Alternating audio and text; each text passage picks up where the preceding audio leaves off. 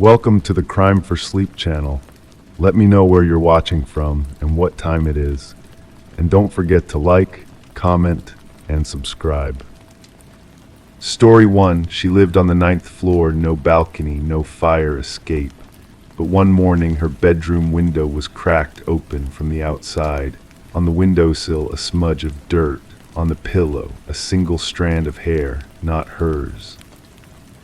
I remember the morning I first stepped into Eliza Morgan's apartment. The October air was heavy with moisture, pressing against the glass of the tall windows that lined the eastern wall of her bedroom. Rain was forecast, but hadn't yet arrived. The city below was a soft blur of gray buildings and muted yellow taxis, all seeming distant and unimportant compared to what was before me. The bedroom was undisturbed except for that single opened window, 9 stories up with nothing but a sheer drop to the pavement below, no ledge wide enough for a person, no neighboring structures close enough to reach, yet someone or something had been there. The maintenance staff confirmed no one had been scheduled to work on the exterior, Detective Rivera said beside me, her voice low as if she, too, felt the strange quietness of the room demanded reverence. And they haven't had window cleaners in the building for over 2 months. I moved closer to the window, careful not to disturb anything. The smudge on the white painted sill was dark, almost black, not quite soil, not quite ash. I leaned in without touching, breathing in the scent, earthy, but with an underlying chemical note I couldn't place. "And Ms. Morgan?" I asked, already knowing the answer. "She's fine, physically at least, staying with her sister across town. Says she woke up yesterday morning and noticed the window. Swears it was closed when she went to bed." I turned my attention to the queen-sized bed with its rumpled white sheets. The pillowcase held that single strand of hair, longer than Eliza's shoulder-length cut and darker too, almost black against the white cotton. "Has the hair been tested?" Rivera nodded. "Preliminary results say human, not hers. No matches in any database so far." I pulled out my notebook, the familiar weight of it grounding me as I began to write. The leather cover was worn smooth from years of cases, pages filled with mysteries both solved and unsolved. This one felt different, though. A calm sort of dread settled into my bones as I documented the scene. "No signs of forced entry on the window?" I asked. "None. That's what makes it so strange. It's like it was unlocked from the inside but pushed open from the outside." I walked the perimeter of the room slowly, taking in every detail. The dresser with its neat arrangement of perfume bottles, the closet with clothes organized by color, the nightstand with a half-empty glass of water, a novel turned face down, and a small bottle of sleeping pills. "She takes medication to sleep," Rivera explained, following my gaze. "Says she's been doing so for years, deep sleeper once she's out." "Deep enough not to hear someone at her window 9 stories up," I murmured. I spent the next hour examining the apartment. Nothing was missing, nothing else was disturbed, just that window, that smudge, that hair. It felt like a message, but I couldn't decipher it. Later that afternoon, I sat across from Eliza Morgan in the precinct's interview room. She was in her mid-30s, composed but with shadows under her eyes that spoke of sleepless nights. Her fingers traced patterns on the metal table between us. "Ms. Morgan, can you walk me through your routine the night before you discovered the window open?" She nodded, her voice steady but quiet. "I got home from work around 6, made dinner, pasta, I think, watched a couple episodes of a show on Netflix, took my sleeping pill around 10 and went to bed by 10:30. She paused, her brow furrowing. "I checked the windows before bed. I always do, it's a habit." And you're certain the window was closed and locked. Absolutely certain. Her eyes met mine, clear and unwavering. I've lived alone for 7 years. Safety routines become second nature. I believed her. That was the troubling part. The lab results came back 3 days later. The substance on the windowsill contained traces of volcanic ash and an industrial adhesive commonly used in construction sites. The hair belonged to a male, but without a match in the system, it told us little else.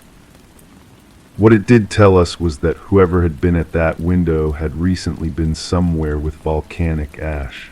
There are no active volcanoes near our city. The closest construction site to Eliza's building was 12 blocks away, a new high-rise going up slowly against the skyline. I visited the construction site the next day. The foreman, a burly man named Garrett, seemed confused by my questions. Volcanic ash and adhesive, never heard of such a thing. We use standard materials here. But there was something in his hesitation, a flickering in his eyes that made me press further. Do any of your workers have access to climbing equipment? Someone who might have experience scaling buildings. His pause lasted a beat too long. One of our guys used to do industrial climbing, Carlos Vega, but he's been out sick this week, some kind of family emergency back in Ecuador. Ecuador, home to several active volcanoes. It took another week to locate Carlos Vega. He hadn't gone to Ecuador. He was staying at a motel on the outskirts of town, registered under a different name. When we found him, he didn't run. He sat on the edge of the bed as if he'd been waiting. "I didn't hurt her," were his first words. "I just needed to see her." The story unfolded slowly, like a flower opening reluctantly to the sun. Carlos had been in a psychiatric facility with Eliza's sister 5 years ago, the sister who Eliza was now staying with. During his time there, he had become fixated on Eliza from the photos her sister showed him. "She looked like an angel," he said, his voice soft and distant. "I just wanted to watch her sleep, to be close to something beautiful and peaceful." He had been scaling the building for weeks, watching her through the window. That night, finding the window unlocked for the first time, temptation had overwhelmed him. He'd opened it just enough to reach in, to feel the warmth of the room she slept in. "I left the hair on purpose," he confessed. "I wanted her to know she wasn't alone, that someone was watching over her." Carlos Vega was arrested for stalking and breaking and entering. The volcanic ash came from a specimen his brother had brought back from a geology expedition. He had kept it as a talisman, believing it gave him strength to climb. When I told Eliza, she listened silently, her face pale. "All this time," she whispered, "I thought I was losing my mind. Little things would be moved. I'd wake up feeling like someone had been there." "You weren't imagining it," I said gently. She nodded, wrapping her arms around herself. "Is it strange that knowing makes it both better and worse?" It wasn't strange at all. Sometimes the truth brings comfort in its certainty, even as it confirms our deepest fears. I still drive by her building sometimes, my eyes drawn to the 9th floor. She's moved out now, found a place on the 2nd floor of a secure building with no exterior access to the windows.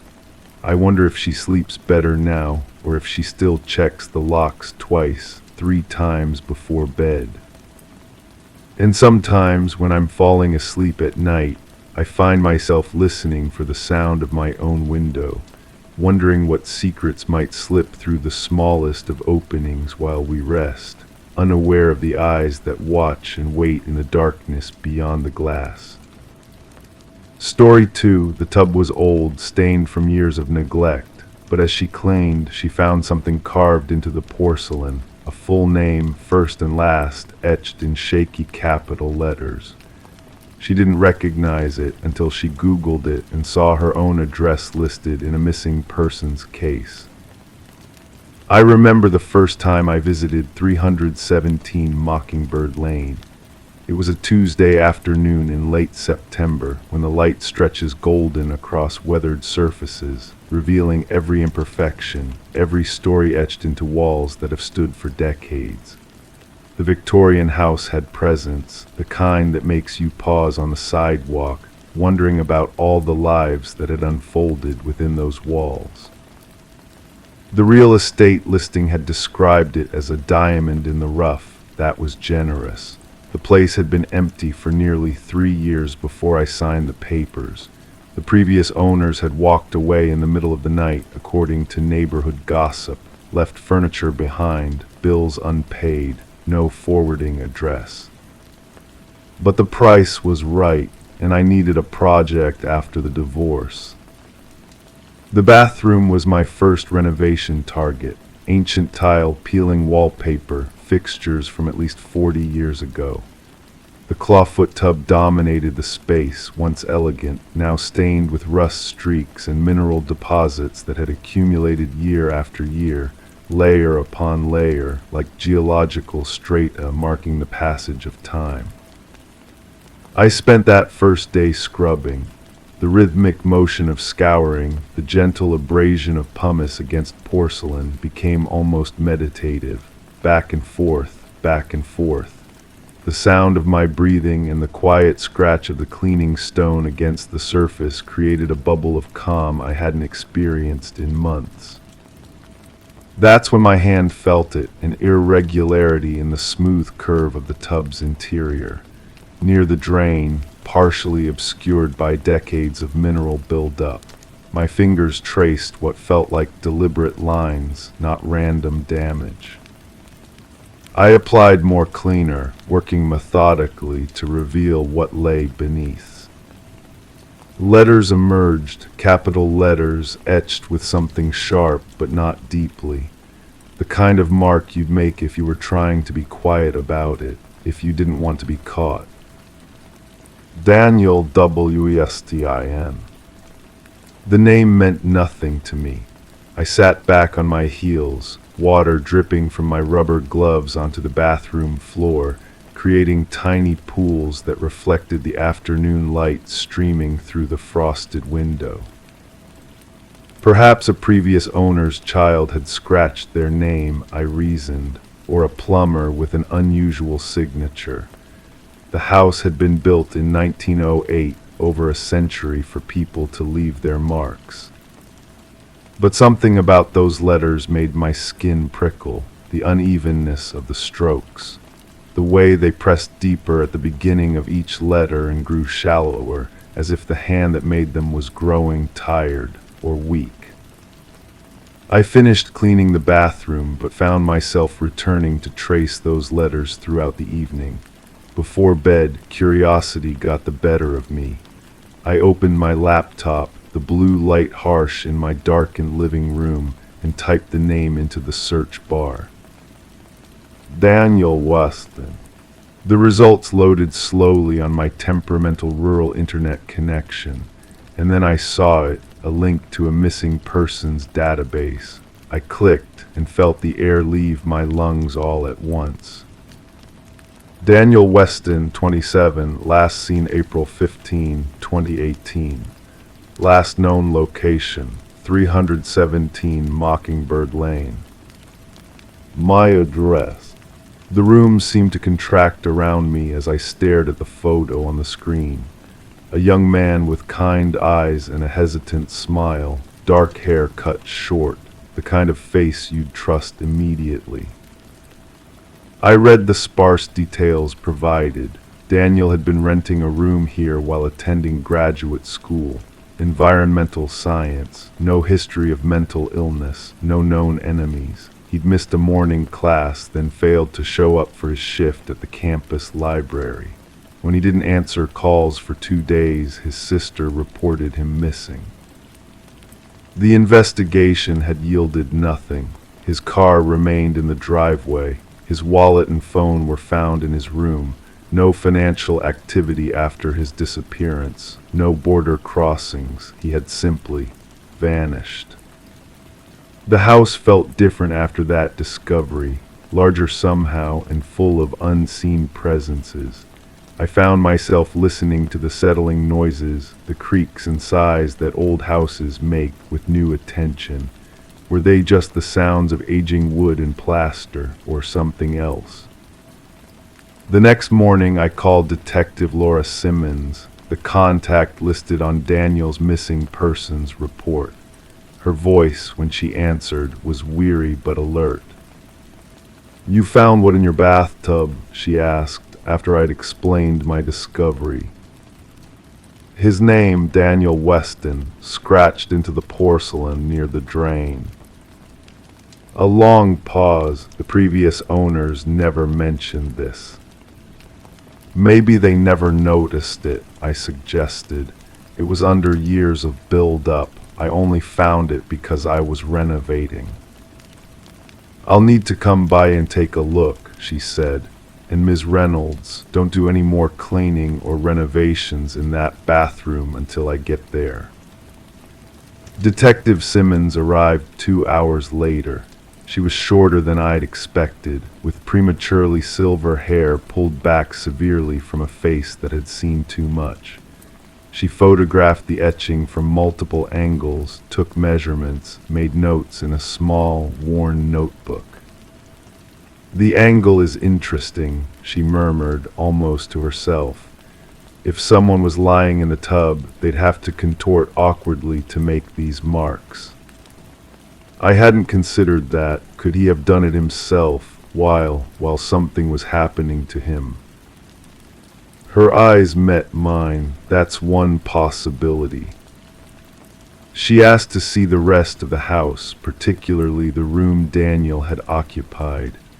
According to the file, it had been the small bedroom at the back of the second floor, overlooking the garden. "The previous owners repainted," I told her as we climbed the stairs, "and I haven't done anything with this room yet." The room was empty except for some boxes of my own belongings I hadn't unpacked. Pale blue paint covered the walls.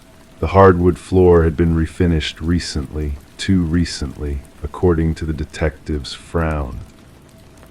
"This floor wasn't like this when we did our initial search," she said. "It was older, scratched in places." She walked the perimeter of the room slowly, tapping occasionally on the walls, examining the baseboards and the window frame with meticulous attention.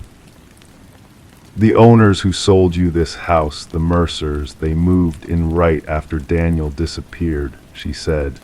"Bought it from the previous owner who'd been renting to Daniel, Mr. Carlton. He was very cooperative during the investigation, but said he needed to sell quickly for financial reasons. And the Mercers, they left suddenly, from what the neighbors say." Detective Simmons nodded. "Left in the middle of the night about 6 months ago. We've been trying to locate them, but they seem to have disappeared themselves." A chill ran through me that had nothing to do with the draft from the old windows. "What do you think happened to him?" I asked quietly. She closed her notebook. "I don't know, but I think someone in this house does." Over the next few weeks, Detective Simmons became a regular visitor. She brought in specialists who examined the bathtub etching more thoroughly, who scanned the walls and floors for traces of blood or other evidence that might have been cleaned away. They found nothing conclusive. But I began noticing things about the house. The way certain floorboards in the upstairs hallway had been replaced, the fresh caulking around the bathtub drain, the garden in the backyard that had been recently overturned and replanted. And then there were the dreams of running water, of something heavy being dragged across wooden floors, of whispered conversations in the middle of the night. I would wake gasping, certain I'd heard someone moving in the hallway, only to find the house as empty and silent as ever. I started researching the house's history, digging through property records and newspaper archives. The Mercers had owned it for only 2 years. Before that, Edward Carleton had owned it for nearly a decade, renting rooms to students. And before him, a succession of owners, none staying longer than 5 years. One evening, as autumn deepened into winter, I was sorting through some old mail the post office had held for the previous owners when I found it, a small, water-damaged envelope addressed to James Mercer. Inside was a single photograph, a bathtub, my bathtub, but in this image there was more than just Daniel's name etched near the drain. There was a message, clearly visible despite the photographed image's graininess. Look under the garden, they know. I called Detective Simmons immediately. By midnight, floodlights illuminated my backyard as officers carefully removed the recently planted roses and dug into the soil beneath. They found Daniel Weston 3 feet down, wrapped in plastic sheeting, and a shower curtain I recognized from old listing photographs of my bathroom. The forensic evidence eventually led to Edward Carleton, the former owner who had seemed so cooperative. Bank records showed large cash deposits into the Mercers' account shortly after they moved in, payments for their silence, for maintaining the house, and specifically for refinishing certain floors and fixtures. But it was the bathtub that had preserved the truth all along. Daniel's final message, scratched with a broken piece of his own watch as he lay dying from the sedatives Carleton had administered, sedatives found still present in his remains. The message the Mercers had discovered during their own renovations, leading to their hasty departure and eventual confession when authorities located them 3 states away. I still live in the house on Mockingbird Lane. I finished the renovations, all except for the bathroom. I kept the old tub, though I had it professionally restored. The conservator was able to preserve Daniel's etching while removing the years of stains, a permanent memorial to the truth that refused to stay buried. Sometimes, late at night, I think I hear water running, but it's not a frightening sound anymore. It feels like reassurance, like gratitude, like justice finally flowing freely after being dammed up for too long. And when new guests ask about the unusual marking in my bathtub, I tell them Daniel's story, about how even in his final moments he found a way to speak, about how sometimes the walls and floors and fixtures of our homes absorb the truths we try to hide. About how, eventually, every house reveals its secrets. Story 3, I remember the first time I walked into that house on Maple Street. It was early October, and the air had that particular crispness that signals the true arrival of fall. The neighborhood was quiet, respectable rows of 2-story colonials with well-kept yards and basketball hoops mounted above garages. Nothing ever happened here, people would say. Nothing bad anyway. The house had been vacant for almost 8 months before the new owners bought it. A young couple, Melissa and David, with their first baby on the way. They were excited to renovate before moving in to make it their own. That's where Mike came in, a local contractor with 20 years of experience and a reputation for thoroughness. And that's where I came in too. Detective Elaine Rhodes, 15 years with the department, the last 7 working cold cases. I wasn't even supposed to be working on that part of the siling, Mike told me later, his voice barely above a whisper as we sat in my office. But there was water damage that didn't show up on the initial inspection. The master bedroom ceiling had a yellowish stain in the corner, the kind that spreads like a slow ink blot. Mike had planned to patch it and repaint, a simple fix. He set up his ladder, climbed up with his tools, and began to tap gently with his hammer to locate the joists. The ceiling was old plaster and lathed in some places, newer drywall in others, evidence of previous repairs. It felt different, Mike explained, his weathered hands moving in the air as if still feeling the surface. Hollow, but not in the normal way, like something was there that shouldn't be. One tap of the hammer went through unexpectedly, punching a small hole that released a puff of dust and something else, a musty smell that Mike described as old and wrong.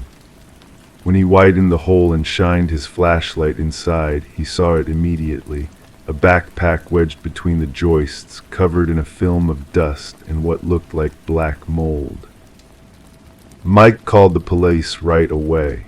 Standard procedure when you find something unusual hidden in a home. That's when the call came to me. I arrived at the house an hour later. The room was bright with afternoon sunlight filtering through thin white curtains the previous owners had left behind. Mike's tools were still scattered across a drop cloth on the floor, his ladder positioned beneath a rough hole in the ceiling about the size of a dinner plate. I didn't touch anything else, he assured me, just made the hole big enough to see what was there.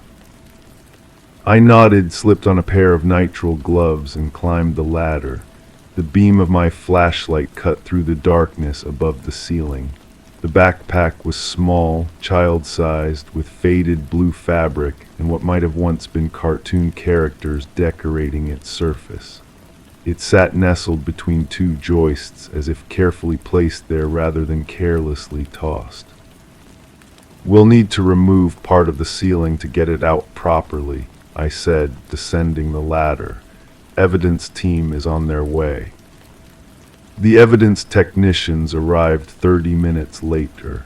They worked methodically, cutting a clean square around the hole Mike had made, careful not to disturb the contents of the hidden space.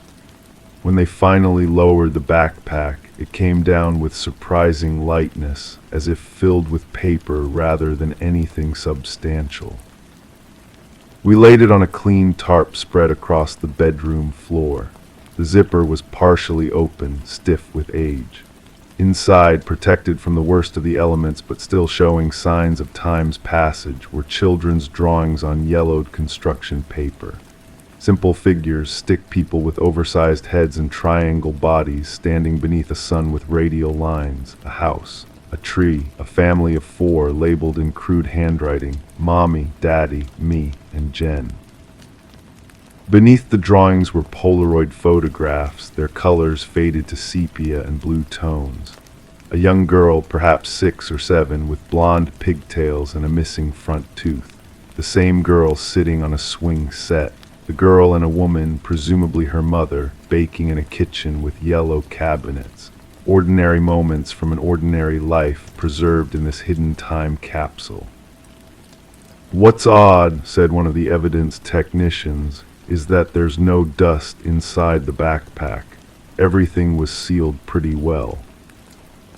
At the bottom of the bag was a pair of small pink sneakers, size children's 13, with Velcro straps and glitter details that had long since lost their sparkle. One shoelace was tied in a perfect bow, the other was missing entirely. I carefully turned over each Polaroid, looking for dates or notes. Nothing on the first few, but on the last photograph, showing the same little girl sitting on the front steps of what appeared to be this very house, someone had written in red marker, "Still here."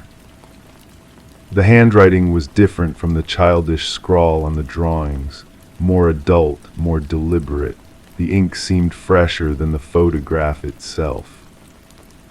I felt a chill travel up my spine as I placed the photo in an evidence bag.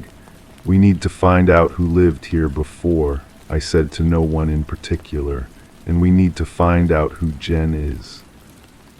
The previous owners, the Harrises, had lived in the house for only 3 years before relocating to Arizona for work. Before them, the property had changed hands 4 times in the span of a decade, unusual for such a stable neighborhood. Records showed that from 1989 to 1995, the house belonged to a family named Reeves, Thomas and Catherine, with 2 daughters, Amber and Jennifer. Jennifer Reeves would have been 7 years old in 1995, the year the family abruptly moved to another state. No forwarding address was left with neighbors. No goodbyes were said. The school had simply received a withdrawal notice for both girls, citing family relocation as the reason. They were quiet people, Mrs. Peterson, who had lived across the street since 1983, told me when I interviewed her. Kept to themselves. The girls were polite when you saw them, which wasn't often. Catherine was protective, didn't let them play outside much. Did you notice anything unusual before they left? I asked her. Mrs. Peterson thought for a moment, her fingers absently stroking the rim of her teacup. Thomas was gone a lot near the end, working, Catherine said, and there was that one night. What night? Police cars, 3 of them parked outside the house. It was late, maybe 11. I saw the lights from my bedroom window. They were there for hours, but nothing came of it that I know of. A week later, the Reeves were gone. Back at the station, I pulled every record I could find. A domestic disturbance call at the Reeves residence in April 1995. The responding officers reported raised voices but no signs of physical altercation. Catherine Reeves had assured them everything was fine, just a heated argument about finances. No charges filed, no follow-up. I tracked down school records for both Amber and Jennifer Reeves. Amber, the older sister, had perfect attendance. Jennifer had increasingly frequent absences in her first grade year, often missing school for days at a time. The school nurse had noted concerns about Jennifer's weight loss and what appeared to be chronic fatigue, but documented parent conferences indicated Catherine had explained it away as a persistent virus that their family doctor was monitoring. The family doctor, Dr. Martin, was retired now but agreed to speak with me by phone. I remember the Reeves, yes, he said slowly. Catherine brought Amber in for regular checkups, but Jennifer, I only saw her once, shortly after they moved to town. Healthy child, as I recall. Catherine mentioned home treating her after that, something about hospital anxiety. Another dead end, or perhaps not. Why would one daughter receive regular medical care while the other was kept home? Why were there no school photographs of Jennifer after first grade, despite records showing she remained enrolled until the family's departure?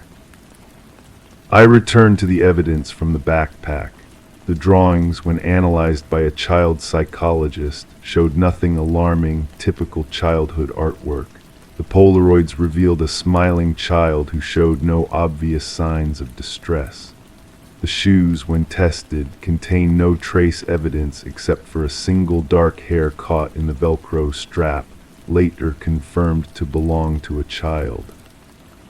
3 weeks into the investigation, with lids growing cold, I revisited the house on Maple Street.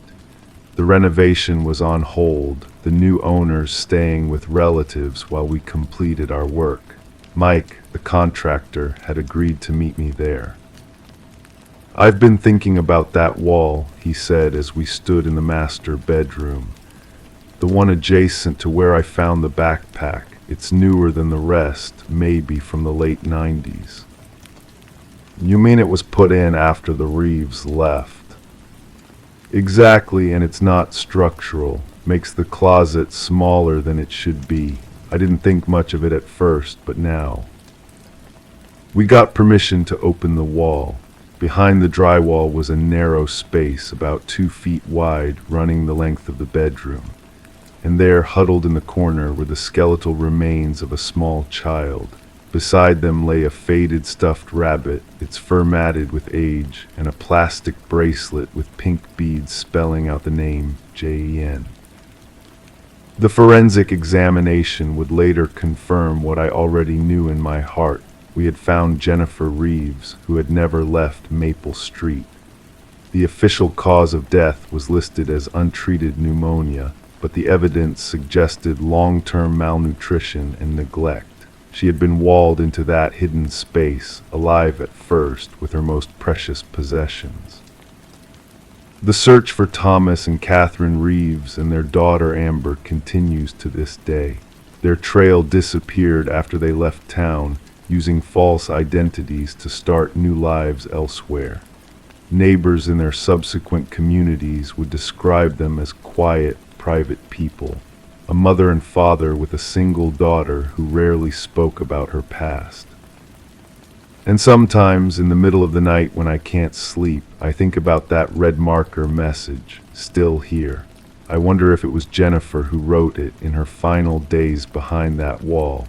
Or perhaps it was Amber, forced to become complicit in a secret too terrible to share, leaving the only clue she could. The house on Maple Street stands empty once again. The young couple decided not to move in after all. Some secrets, once revealed, leave a stain that no amount of renovation can cover.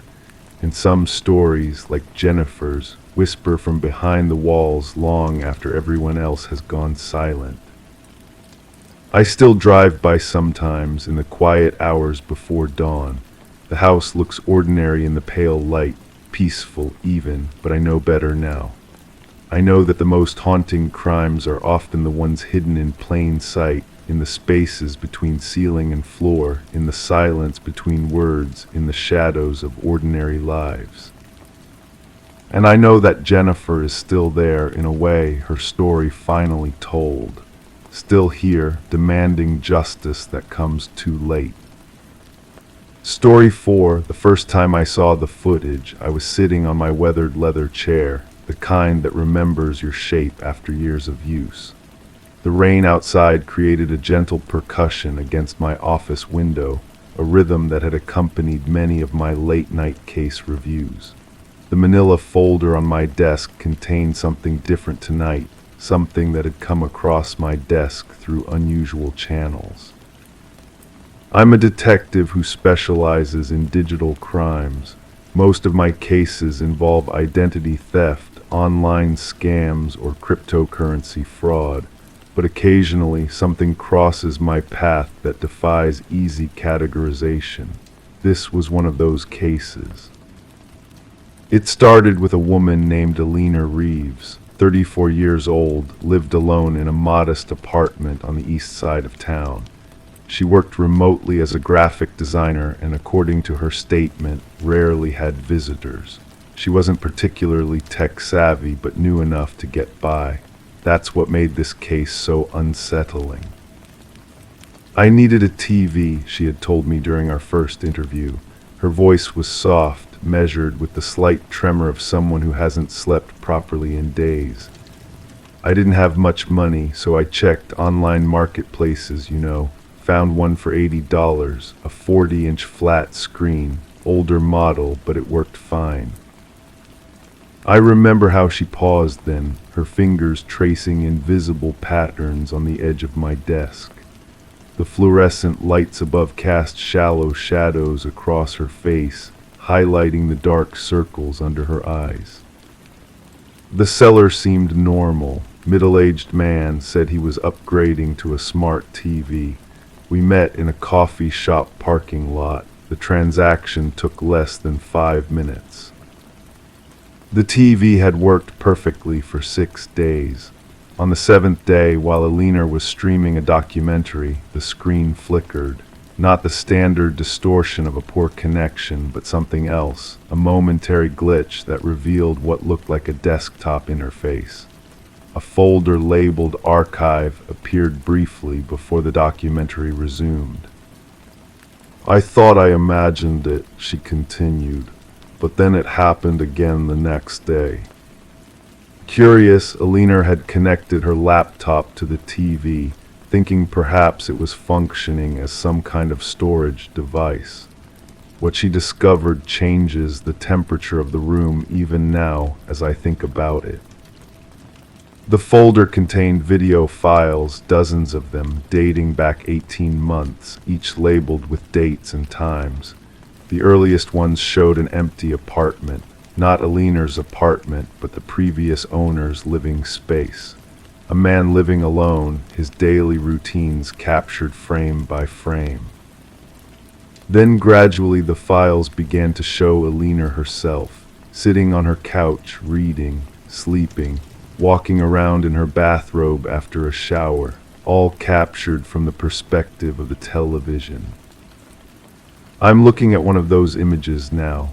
The quality is surprisingly good HD clarity, showing Alina asleep on her couch, a book fallen open on her chest.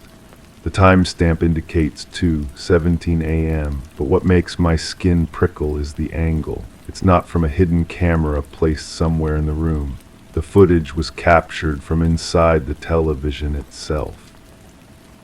When I asked to examine the TV, our tech team discovered a sophisticated modification. Someone had installed a custom board with a small camera behind the display bezel, virtually invisible unless you knew exactly what to look for. The component included wireless capability that uploaded footage to a remote server whenever it detected a strong enough Wi-Fi signal in proximity. How many of these modified TVs could be out there? My partner had asked during our briefing. It was a question I couldn't answer then, still can't. We traced the seller through his online profile. Martin Green, 42, electronics technician by trade. His apartment was empty when we arrived, clearly vacated in a hurry. The neighbors described him as quiet, polite, kept to himself, that phrase that appears in too many of my case files. In his basement workspace, we found 5 more televisions in various stages of modification. A laptop contained a database of addresses, 27 in total. Alina's was marked with a star, so were 4 others. He watched them longer, our tech specialist explained. The starred addresses had the most footage accumulated. Most disturbing was the discovery of a private forum where Green and 11 other users shared techniques for creating these modified devices. They called themselves the Observers. They exchanged footage, commented on their subjects, discussed the optimal placement of furniture relative to the television for the best viewing angles. I scroll through my notes, the paper rough against my fingertips. We've located 19 of the 27 televisions. 8 remain unaccounted for. Of the 11 forum members, we've identified 7. 4 remain anonymous, hidden behind sophisticated VPNs and encryption. Alina Reeves has moved apartments. She no longer owns a television. The rain continues its gentle tapping against my window as I close the folder. This case has changed how I see the ordinary objects that surround us, the devices we invite into our most intimate spaces without question. The thin black screens that sit silently in our living rooms, bedrooms, kitchens, watching. Green remains at large. The other observers we've apprehended refuse to speak about him. Their devices contained sophisticated encryption that our team is still working to crack. But one thing has become clear from what we've gathered. Alina wasn't randomly selected. Neither were the others. Each victim had been observed in public first, then deliberately targeted. What connected them? What made them stars in Green's collection? These questions keep me awake at night, staring at my own ceiling, listening to the sounds of my empty house. I've covered my laptop camera with tape. My smartphone stays in a special signal-blocking pouch when not in use, and I no longer have a television in my bedroom.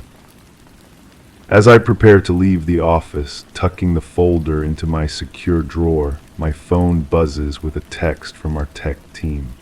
They've recovered more data from one of the seized devices, something about a secondary protocol in the modified televisions, something that activates after 90 days of operation. Not just watching, then. The rain has stopped, leaving behind that peculiar silence that follows a storm. Tomorrow, I'll learn what else these devices were designed to do. Tonight, I'll drive home under streetlights that seem suddenly too bright, too revealing, wondering how many screens are out there in the darkness, collecting images, gathering data, waiting to execute their hidden commands.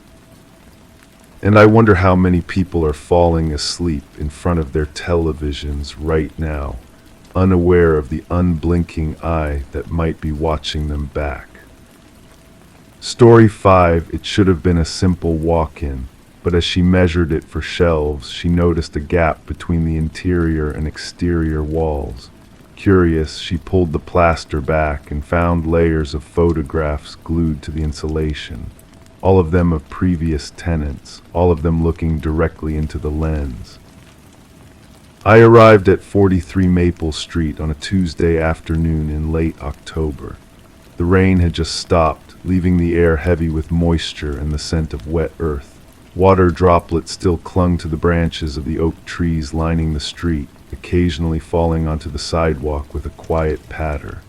The neighborhood was quiet, the kind of quiet that wraps around you like a blanket, muffling the outside world. The call had come in around noon. A woman, Sarah Jenkins, had been renovating the closet in her newly purchased home when she discovered something unsettling behind the drywall. My partner was out sick, so I drove alone, the rhythmic swish of windshield wipers matching my breathing as I made my way across town. Sarah met me at the door, arms wrapped around herself despite the mild temperature. She was in her early 30s, brown hair pulled back in a messy ponytail, dark circles under her eyes, suggesting she hadn't slept much since her discovery. "Detective Mills," she said, extending her hand. Her palm was cool and slightly damp. "Thank you for coming so quickly." I followed her into the house, a modest two-story colonial built in the 1960s. The interior smelled of fresh paint and sawdust.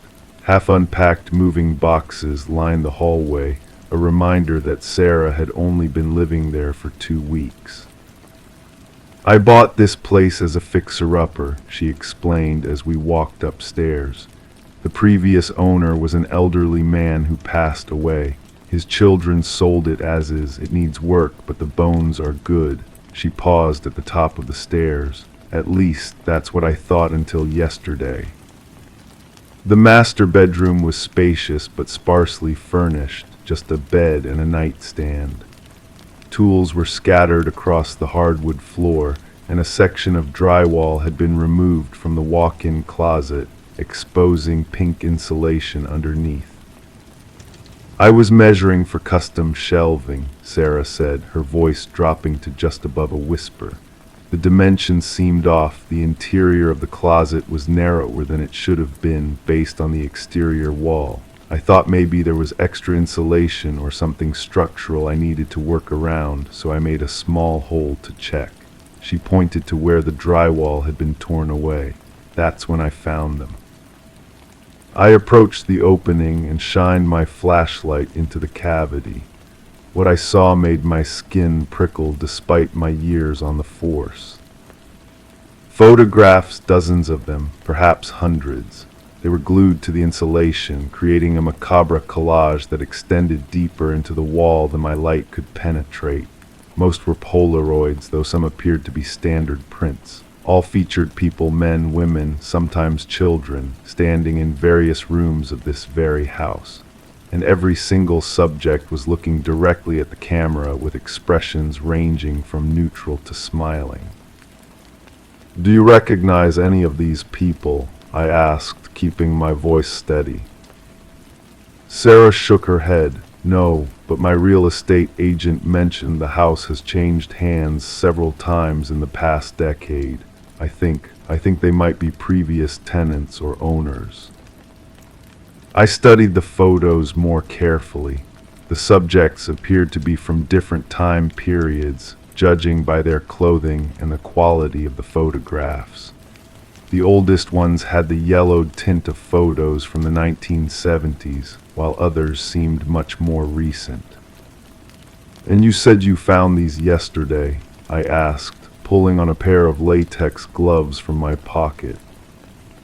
"Yes, I was too scared to touch anything. I slept at a hotel last night." I carefully extracted one of the photographs, a Polaroid showing a middle-aged woman standing in what appeared to be the kitchen downstairs. She was smiling, but something about her eyes looked strained. The photo was dated June 15, 1983, with the name Eliner written beneath in faded blue ink. "Have you noticed anything else unusual since moving in?" I asked, bagging the photo as evidence. Sarah hesitated. The electricity sometimes flickers, even though the inspection showed the wiring was new, and she paused, looking embarrassed. "This is going to sound crazy, but I sometimes feel like I'm being watched, especially when I'm in the bathroom or bedroom." I nodded, keeping my expression neutral. In my line of work, you learn not to dismiss the seemingly irrational. "Would you be comfortable showing me around the rest of the house?" The tour revealed nothing immediately suspicious, just the typical quirks of an older home. But in the basement, behind the ancient furnace, I discovered a small door I almost missed. It was painted the same color as the surrounding wall and had no handle, just a small indentation where you could push it open. Inside was a cramped space, not much bigger than a closet. The walls were lined with soundproofing material, and a chair sat in the center. Mounted on the wall opposite the chair was a camera, an old 35 model with a timer function. A tripod stood beside it, along with several boxes of film and developing chemicals. But what caught my attention was a small monitor on a shelf, connected to what appeared to be a closed-circuit camera system. I traced the wires up to the ceiling, where they disappeared into the house's framework. "Sarah," I said quietly, "were you aware of any security cameras in the house?" Her face paled. "No, the inspection report didn't mention anything like that." I used my radio to call for backup and a forensics team. While waiting, I continued examining the small room. In a drawer under the monitor, I found a leather-bound journal. The handwriting inside was meticulous, recording dates, times, and names that corresponded to the photographs in the wall. The earliest entry was from 1975, signed by someone named Howard Crenshaw, the original owner and builder of the house. The entries continued through different handwriting styles, suggesting multiple authors over the decades. The last entry was dated just 3 weeks ago, 1 week before Sarah moved in. As forensics arrived and began their work, I sat Sarah down in her living room, away from the activity. "The good news," I told her, keeping my voice calm and steady, "is that we don't think you're in immediate danger, but I don't think you should stay here tonight either." "What was happening in my house?" she asked, her voice barely audible. I chose my words carefully. It appears that multiple owners of this house maintained a surveillance system of sorts. They were photographing and monitoring the occupants, renters, most likely without their knowledge. But why, and how did it continue through multiple owners? That was the question that kept me awake that night, long after we'd secured the scene, and I'd driven home to my apartment across town. How had this disturbing hobby been passed from owner to owner for nearly 50 years without detection? The answer came 3 days later when we located Howard Crenshaw, now 87 and living in a nursing home 2 counties over. His mind was sharp despite his age, and he spoke with pride about what he called his project. "I built that house as an experiment," he explained, his roomy eyes gleaming. "A study in human behavior when people think they're unobserved. I rented it out for 5 years, watching everything. Then I sold it to a colleague with similar interests. We had an agreement. Each owner would study the occupants, then sell to someone with the same scientific curiosity." "Scientific curiosity," I repeated, feeling a chill despite the warmth of the nursing home. "You invaded people's privacy for decades." Howard smiled. "Privacy is an illusion, detective. We all live in glass houses, I just admitted it. Each buyer signed a private contract, agreeing to continue the observation and documentation. It became a sort of underground research collective. And the photographs in the wall. A tradition I started, a record of all our subjects. There's something poetic about them living within those walls, even after they've moved on, don't you think?" The case grew complicated quickly. Dozens of potential victims to notify, multiple perpetrators across decades, many now deceased, questions of statute of limitations. The revelation that several of the observers had backgrounds in psychology or sociology and had published academic papers based on their unauthorized human research. Sarah Jenkins never returned to the house. The bank agreed to void her mortgage once the full scope of the situation came to light. The last I heard, she had moved to another state entirely. As for 43 Maple Street, it sits empty now. The county is still determining what to do with it. Some argue for demolition. Others suggest preserving it as evidence. Sometimes I drive by it at night when the street is quiet and the oak trees cast long shadows across the facade. I wonder about those photographs, all those faces looking directly into a lens they never knew was there, their private moments categorized and studied by strangers. And I think about my own home with its solid walls and locked doors, and I wonder, how certain can any of us be that we're truly alone when we think we are? The investigation continues, but some walls once opened can never be closed again. Story 6. The rain had been falling for days when I first stepped into apartment 4B. The soft patter against the window panes created a rhythm that matched my footsteps on the worn hardwood floor. I wasn't supposed to be there that Wednesday afternoon, but a call from management had redirected my routine maintenance check to this particular unit. The tenant was 3 months behind on rent and hadn't responded to notices. Standard procedure dictated a wellness check before any further action. As I moved through the dimly lit space, I couldn't help but notice how pristine everything appeared. No dust on the coffee table, no dishes in the sink. The living room contained a single chair positioned to face the window, a small side table, and nothing else, not even a television. The bedroom held only a neatly made bed with hospital corners that would make a military inspector proud. The closet contained exactly 5 identical white button-down shirts, 5 pairs of black slacks, and 1 black suit. No personal photographs adorned the walls. No books filled the shelves. "Hello, building management. Is anyone home?" My voice didn't echo so much as get absorbed by the stillness of the apartment. Something felt wrong about the space, though I couldn't immediately identify what. It was the absence rather than the presence of something. An apartment that looked lived in but somehow wasn't, like a stage set waiting for its actor to arrive. I checked my clipboard. The tenant, Marcus Walsh, had moved in 8 months ago. Paid the first 5 months in cash, then nothing. No complaints from neighbors, no maintenance requests, essentially a ghost. The kitchenette was equally sparse. A single plate, bowl, glass, and set of utensils sat neatly in the dish drainer. One pot hung from a hook above the stove.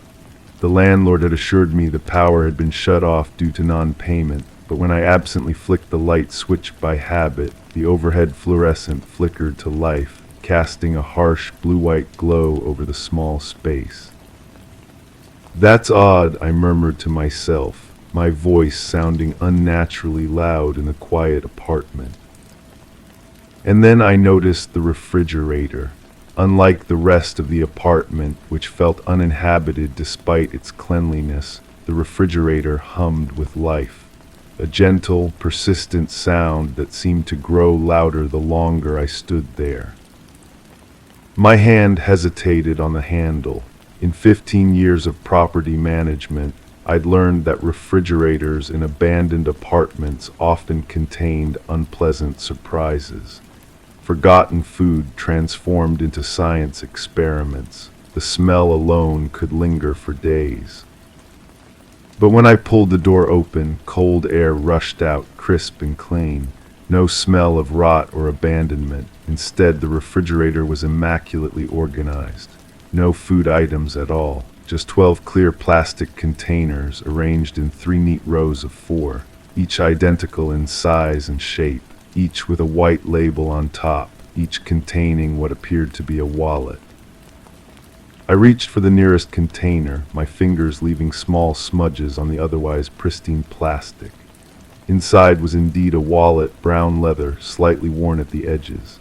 Beside it lay a driver's license for someone named Thomas Grier, a man in his 30s with dark hair and a hesitant smile. And beneath that, a photograph. Not a family photo or vacation snapshot, but something more purposeful. Mr. Grier standing in front of the building's brass mailboxes, smiling directly at the camera. I carefully replaced the container and selected another. This one held a woman's wallet, slim and red. The driver's license belonged to Eliza Morton, 42 years old, and there was the same type of photograph, Ms. Morton standing in front of the building's mailboxes, smiling. My heart rate increased slightly as I checked a third container. Another wallet, another ID, another photograph in front of the same mailboxes.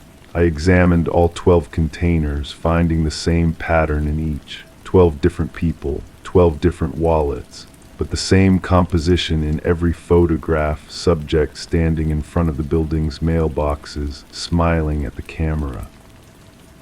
None of the names matched my tenant, Marcus Walsh. None of the faces matched the copy of his ID in my file. I pulled out my phone and did a quick search for the first name, Thomas Grier. The search results showed a local news article from 7 months ago.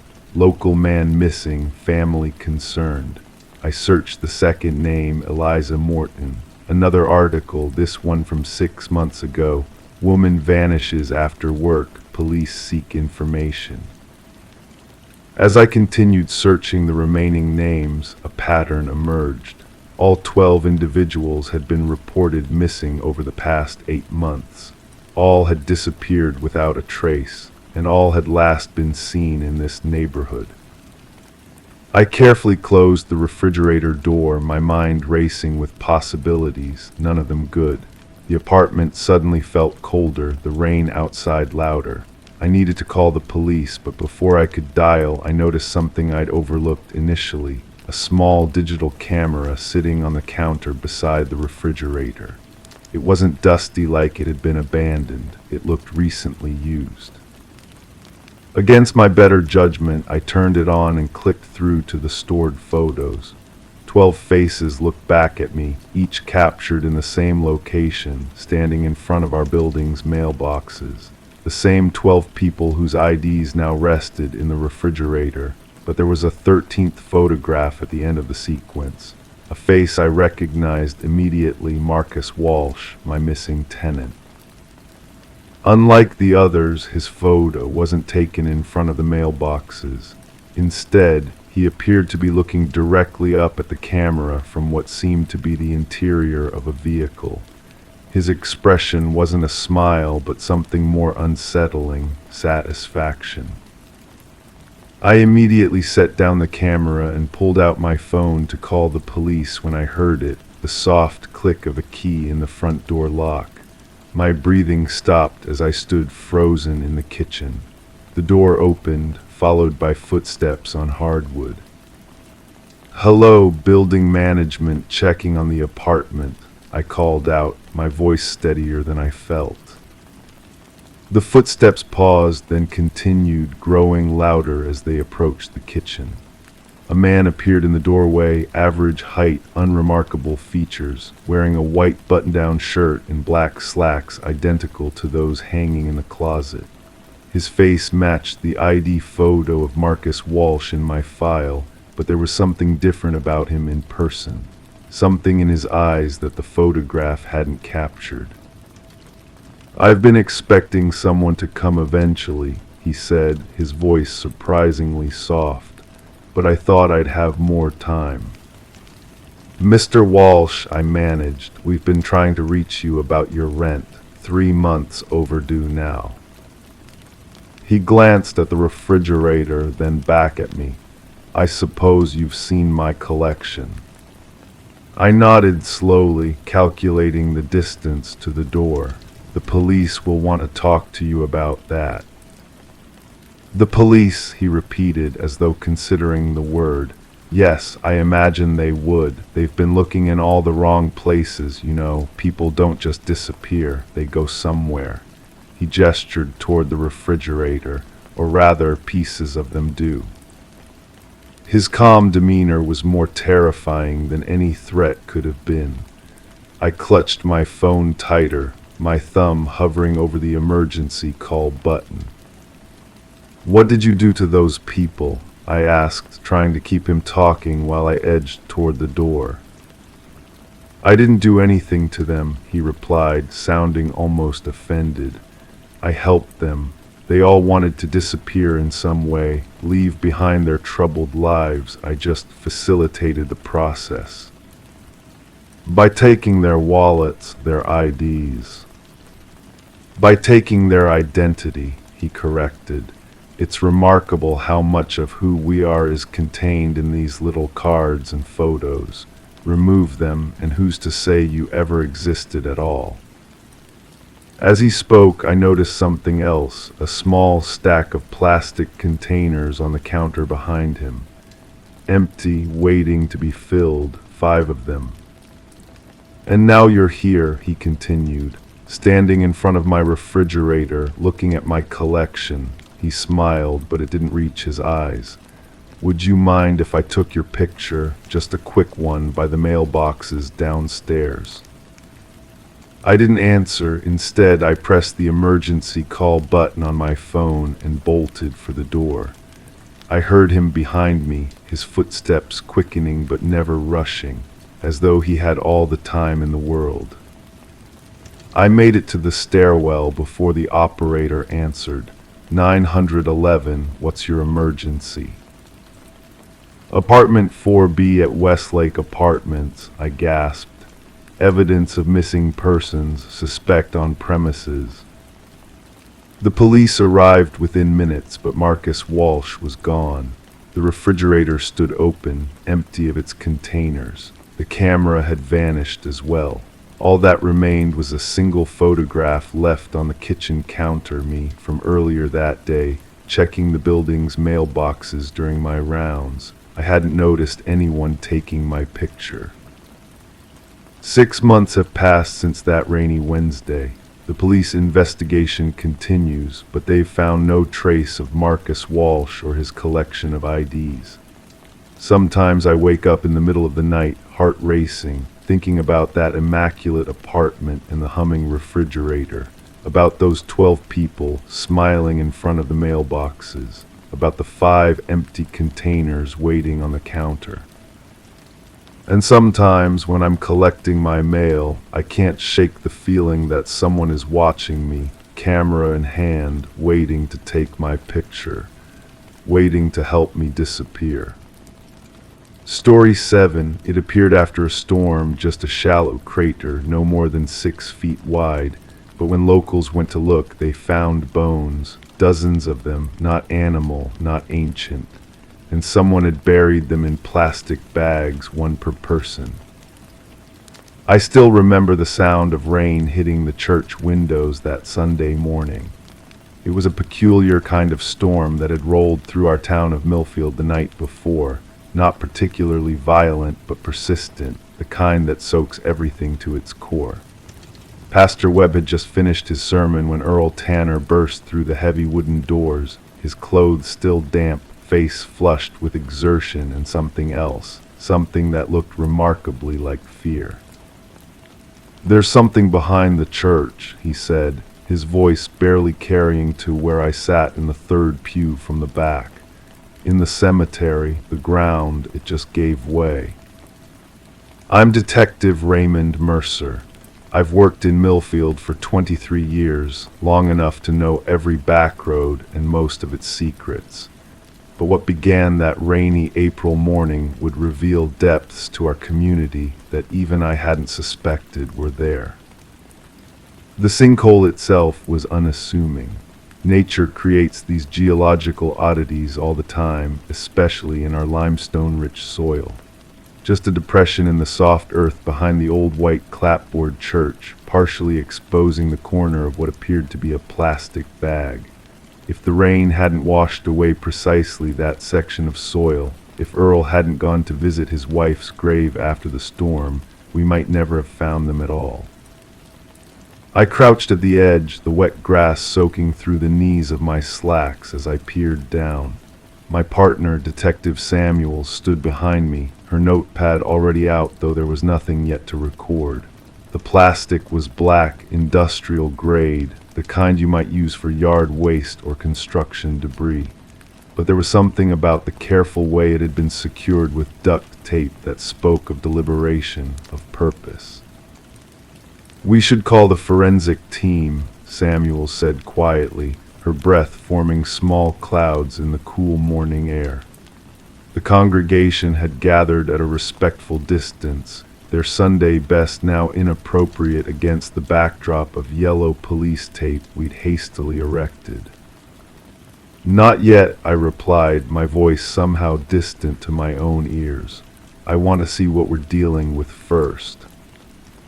With gloved hands, I reached down and gently pulled at the exposed corner of plastic. The earth released it with a soft, wet sound like a whispered confession. Inside, wrapped in what appeared to be a cotton sheet, were human remains, partial, fragmented, bones that had been separated and organized with an attention to detail that sent a chill through me despite the warming day. The forensic team arrived within the hour. As they carefully expanded the perimeter of the sinkhole, more bags emerged from the earth, 13 in total, each containing partial remains, each meticulously packaged, each representing a life, a story, an ending that had never been written in our town's records. The church bells rang 3 o'clock as Dr. Alina West, our county's medical examiner for over 15 years, approached me with her preliminary findings. We stood under the ancient oak tree that had witnessed countless baptisms, weddings, and funerals throughout Millfield's history. Now it was witnessing something else entirely. "These remains aren't old, Ray," she said, removing her glasses and rubbing the bridge of her nose. "I'd estimate between 5 and 10 years for most of them, and there's something else, they've been processed." Processed, the word hung between us, wrong and clinical. Cleaned, boiled perhaps, someone removed the flesh before burial, and they knew what they were doing. There are precise cut marks on some of the larger bones, consistent with someone who understands anatomy. The investigation unfolded like a slow-motion descent. Records of missing persons were pulled from neighboring counties. DNA samples were taken. The entire area behind the church was mapped with ground-penetrating radar, and all the while our small town held its collective breath, wondering if the next revelation would implicate a friend, a neighbor, a family member. Days stretched into weeks. The media arrived, then departed when more sensational stories emerged elsewhere. But I remained, my desk accumulating coffee rings on top of case files, my nights growing shorter as theories expanded like the darkness outside my window. It was Mrs. Lowell, the church secretary for nearly 30 years, who provided the first real lead. She came to the station on a Tuesday afternoon, her thin hands clutching her purse with white-knuckled intensity. There was a man, she said, her voice barely above a whisper. He would come late after services. Pastor Phillips, before Pastor Webb, he let him use the basement sometimes. For his studies, he said. Pastor Phillips had passed away 5 years ago. Heart attack while fishing at Lake Montgomery. What kind of studies? I asked, the soft scratch of my pen against notepad the only sound in the room. Medical studies, he said. He was a student at the university in Hopkins County. Such a polite young man. Always thanked me when I'd leave him the key under the flower pot. I remember the weight of the church basement key in my palm later that evening. The cool metal seemed to hold memories that weren't mine to access. Samuel stood beside me as I turned it in the lock, the mechanism releasing with a soft click that echoed in the empty churchyard. The basement was clean, too clean. A space that had been meticulously scrubbed and organized, with shelves of hymn books and Christmas decorations neatly labeled. But in the corner, partially concealed behind an old podium, was a door I hadn't noticed during previous visits. It led to a smaller room, a storage space perhaps, or a former coal cellar. The flashlight beam caught the edge of a metal table, the kind with drainage channels and a hose attachment. The kind used in medical laboratories or morgues. It had been pushed against the wall, its surface gleaming with the particular sheen that comes from repeated, thorough cleaning. Beside it stood a bookshelf containing technical manuals, human anatomy, orthopedic principles, forensic anthropology. And there, on a small desk in the corner, a framed photograph. A young man in graduation robes, smiling beside an older couple, the embossed university logo visible in one corner of the frame. Jacob Phillips, Samuels read from the back of the photograph, Pastor Phillips' son. The connections formed like slow-moving currents, pulling us deeper. Jacob Phillips had indeed studied medicine, pathology specifically. He had withdrawn from his program 3 years into his studies after an incident involving unauthorized use of laboratory resources. He had returned to Millfield briefly to live with his father before disappearing from local records. We found him teaching anatomy at a small private college 2 states away under his mother's maiden name.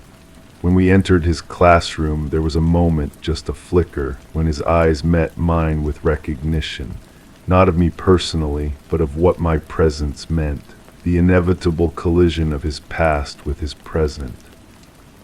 His apartment was sparse, clinical almost, no family photos except for one, the same graduation image we'd found in the church basement.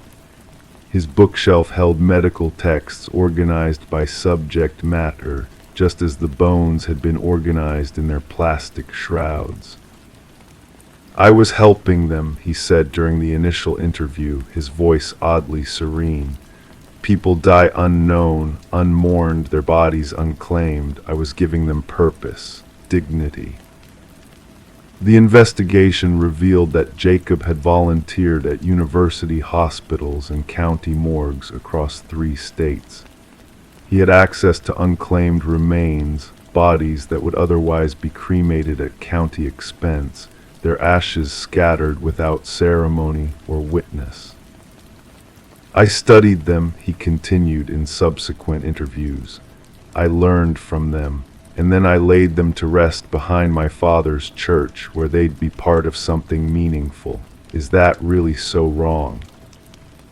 But the careful processing of the remains, the meticulous separation and cataloging of bones, the secret laboratory hidden beneath hymns and prayers, it spoke of something beyond academic interest. Something that resided in the shadowed space between devotion and obsession. The case against Jacob Phillips unfolded with the same deliberate pace as his own macabre collection.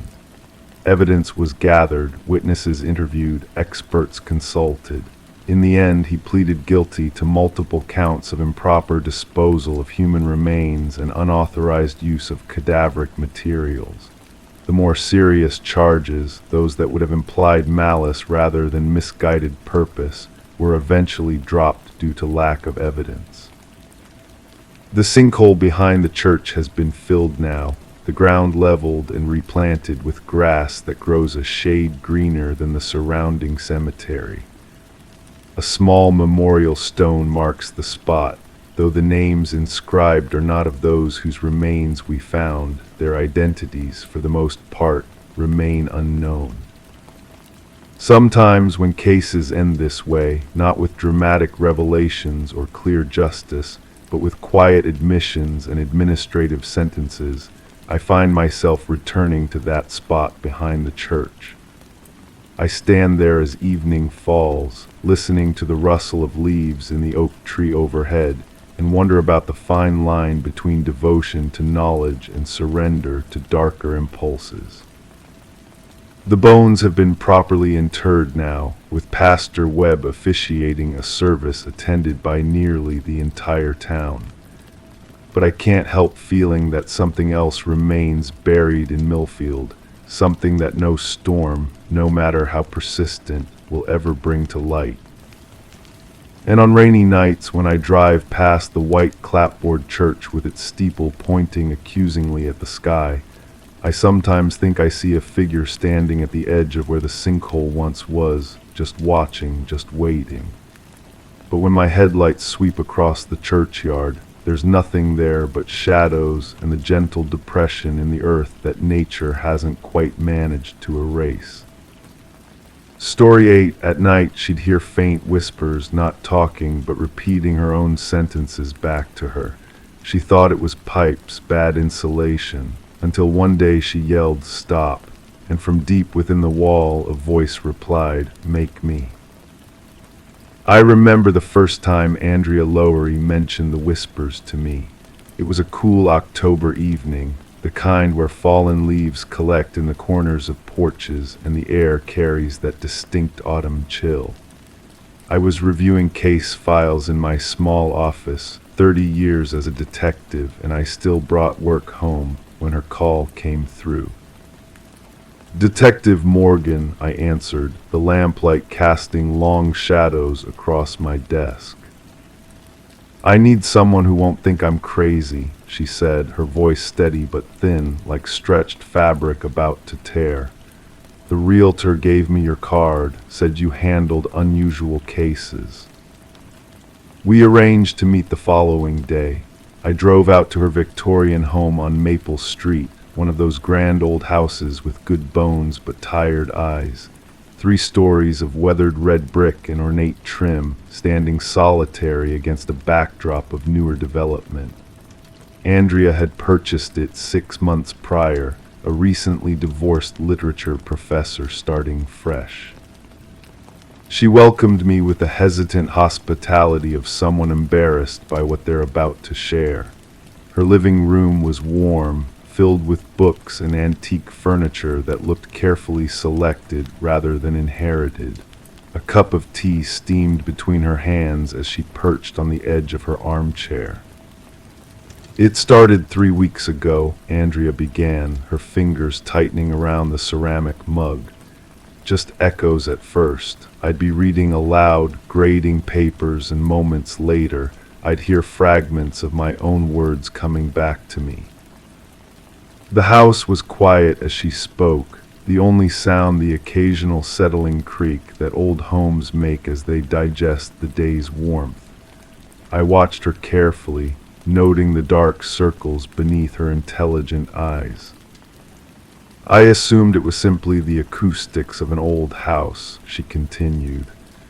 Then I noticed it was only happening at night, always between 10 and midnight, always when I was alone in my study. I nodded, jotting notes without breaking eye contact. And you've ruled out practical explanations, recording devices, neighbors with thin walls. Andrea smiled thinly. I'm a skeptic by nature, detective. I've checked for devices, spoken with neighbors. The houses aren't that close. Besides, she paused, setting down her cup with deliberate care. Recorded voices wouldn't respond to me. She led me upstairs to her study, the second largest bedroom, converted with floor-to-ceiling bookshelves and a heavy oak desk positioned near the east wall. The room smelled of old paper and the faint hint of vanilla from a nearly burned-out candle. I was sitting right here 2 nights ago, she said, touching the desk, grading late essays, talking to myself about weak thesis statements. The whispers started, my own words about supporting evidence and logical fallacies coming back to me. I couldn't stand it anymore, so she took a deep breath. I just shouted, stop, and then. And then what? I prompted gently when she fell silent. A voice, not my echo, not my voice at all, said make me. Clear as day, detective, coming from inside this wall. I approached the wall in question. It was solid plaster, painted a soft blue-gray, nothing remarkable about it visually. I pressed my palm against it, feeling the cool, slightly uneven surface. May I asked, pulling a small rubber mallet from my coat pocket. Andrea nodded. I tapped methodically along the wall, listening to the dull thud that suggested solid construction. But about waist-high, midway across, the sound changed subtly, more hollow, with a different resonance. This house was built in 1897, I said, marking the spot with a pencil. Many of these old Victorians have concealed spaces, servant passages, storage areas that were walled over during renovations. Andrea crossed her arms. Are you suggesting someone is living in my walls? I'm not suggesting anything yet, I replied, continuing my examination. But houses like these hold secrets, sometimes literal ones. I arranged to return the next day with better equipment. That night I dug into the property's history at the county records office, a skill I'd honed during my years working cold cases. The house had changed hands 17 times since its construction, nothing unusual there. But as I traced backward, I found something interesting. In 1952, the house had been briefly converted into a small boarding house before being restored to a single-family dwelling in 1954. The renovation records from that period were sparse, but a building permit mentioned interior wall modifications and closure of redundant access points. The next morning dawned gray and misty. I arrived with a thermal imaging camera borrowed from a colleague and a small fiber optic scope. Andrea met me at the door, looking as though she hadn't slept. It happened again, she said without preamble. Different this time. I was on the phone with my sister, and later I heard fragments of our conversation repeated back. Then when I demanded to know who was there, it laughed. We went straight to the study. I ran the thermal camera slowly across the wall, watching the display.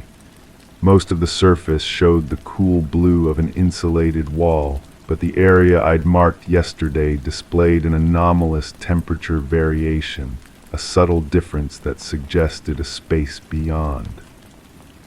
There's definitely something here, I murmured, setting down the camera and retrieving my drill. with your permission." Andrea nodded, her face tense but resolute. I drilled a small hole and inserted the fiber optic scope. On the tiny screen, darkness gave way to a narrow vertical space, a passage perhaps 18 inches wide, dusty and cobwebbed, running between her study and what I knew to be a bathroom on the other side. "It's a servant passage," I explained, slowly moving the scope up and down. "Common in houses of this era, allowed staff to move through the house unobtrusively." "But walled off," Andrea said, peering at the small screen, "so no one could be in there, right?" I didn't answer immediately. The scope had caught something, a small black object attached to the inside of the wall cavity. I adjusted the angle, bringing it into sharper focus. "That's a speaker," I said quietly. "Modern, wireless." Andrea's breath caught. Someone's been listening to me, broadcasting my own words back. "Not just listening," I replied, moving the scope again and finding a small microphone and what appeared to be a tiny camera. "Watching too." We contacted the police immediately. They arrived within the hour and the investigation expanded rapidly. The concealed passage was opened, revealing a sophisticated surveillance system wired into the house's electrical system.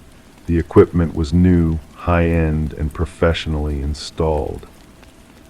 It took 3 days of investigation to piece together what had happened. The previous owner, an electrical contractor named Leonard Mercer, had sold the house to Andrea but had never fully let go. During the final renovation work before the sale, he had installed the hidden system. For months, he had been observing Andrea, learning her routines, listening to her most private moments.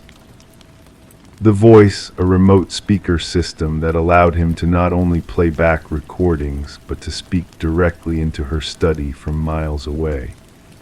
The police found him in a small apartment across town, walls covered with photos of Andrea, notebooks filled with detailed observations of her daily life. What disturbed me most wasn't the technology. I'd seen similar cases before. It was the patience, the methodical construction of this invasion. Mercer had created an infrastructure of violation, built literally into the walls of what should have been Andrea's sanctuary. Andrea didn't return to the house after that. The last time I saw her was at Mercer's sentencing, where she delivered a victim impact statement with remarkable composure. She spoke about safety, privacy, and the insidious nature of having one's space secretly occupied by another's presence. "The true horror," she said to the silent courtroom, wasn't the disembodied voice that finally revealed itself. It was all the nights before, when I felt alone but wasn't.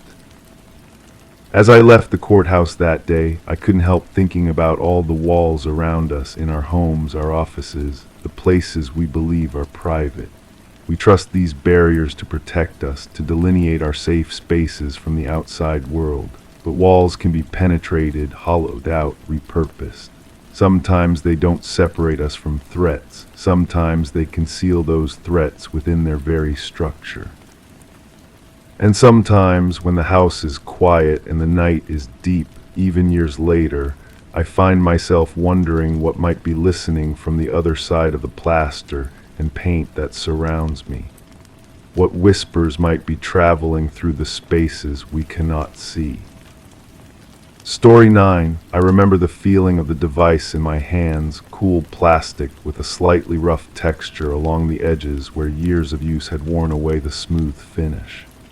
Caroline's GPS was ancient by today's standards, a relic from 2010 with a tiny screen and buttons that clicked audibly when pressed.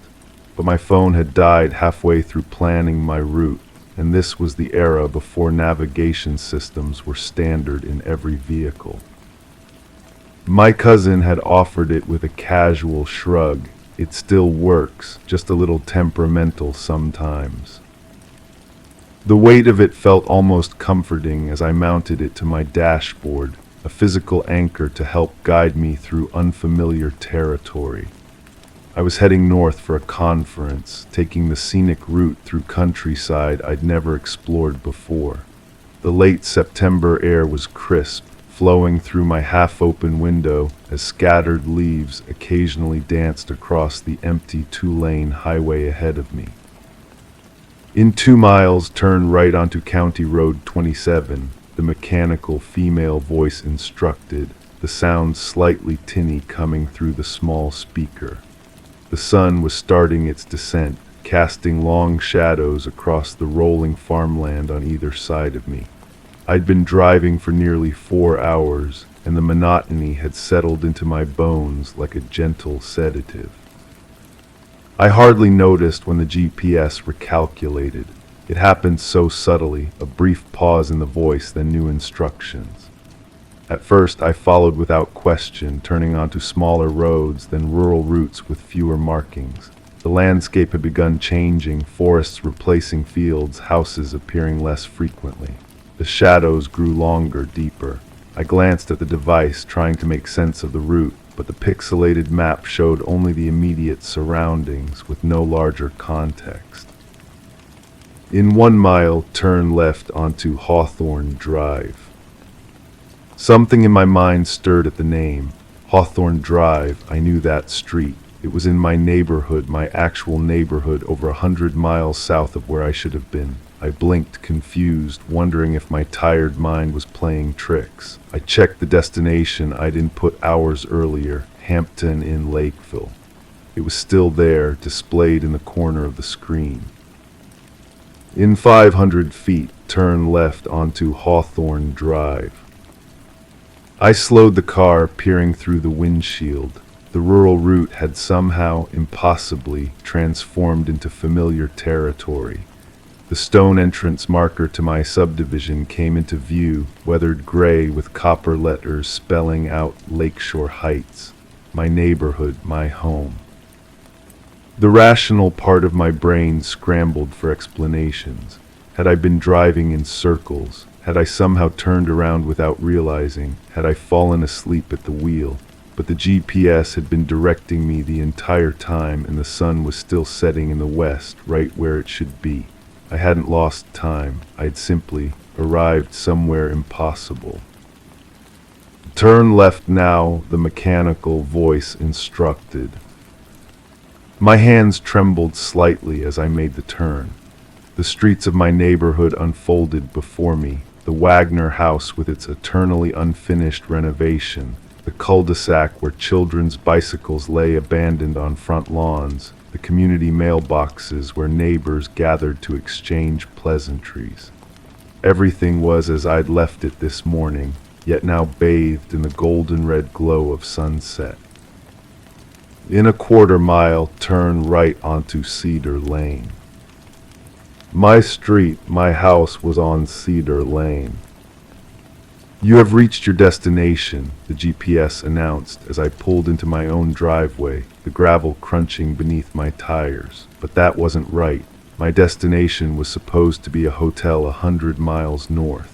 I stared at my modest 2-story home, the white paint tinged orange in the setting sun, the flower beds I'd neglected all summer, the recycling bin I'd forgotten to bring in before leaving. The GPS screen flickered, then displayed a new message. Continue to final waypoint. I hadn't programmed a waypoint. I hadn't programmed anything beyond the hotel. Continue to final waypoint, the mechanical voice repeated, somehow sounding more insistent despite its emotionless tone. Almost against my will, I put the car back into drive and slowly rolled past my house. The GPS directed me to turn right at the end of the street, onto a narrow service road that ran behind our row of houses.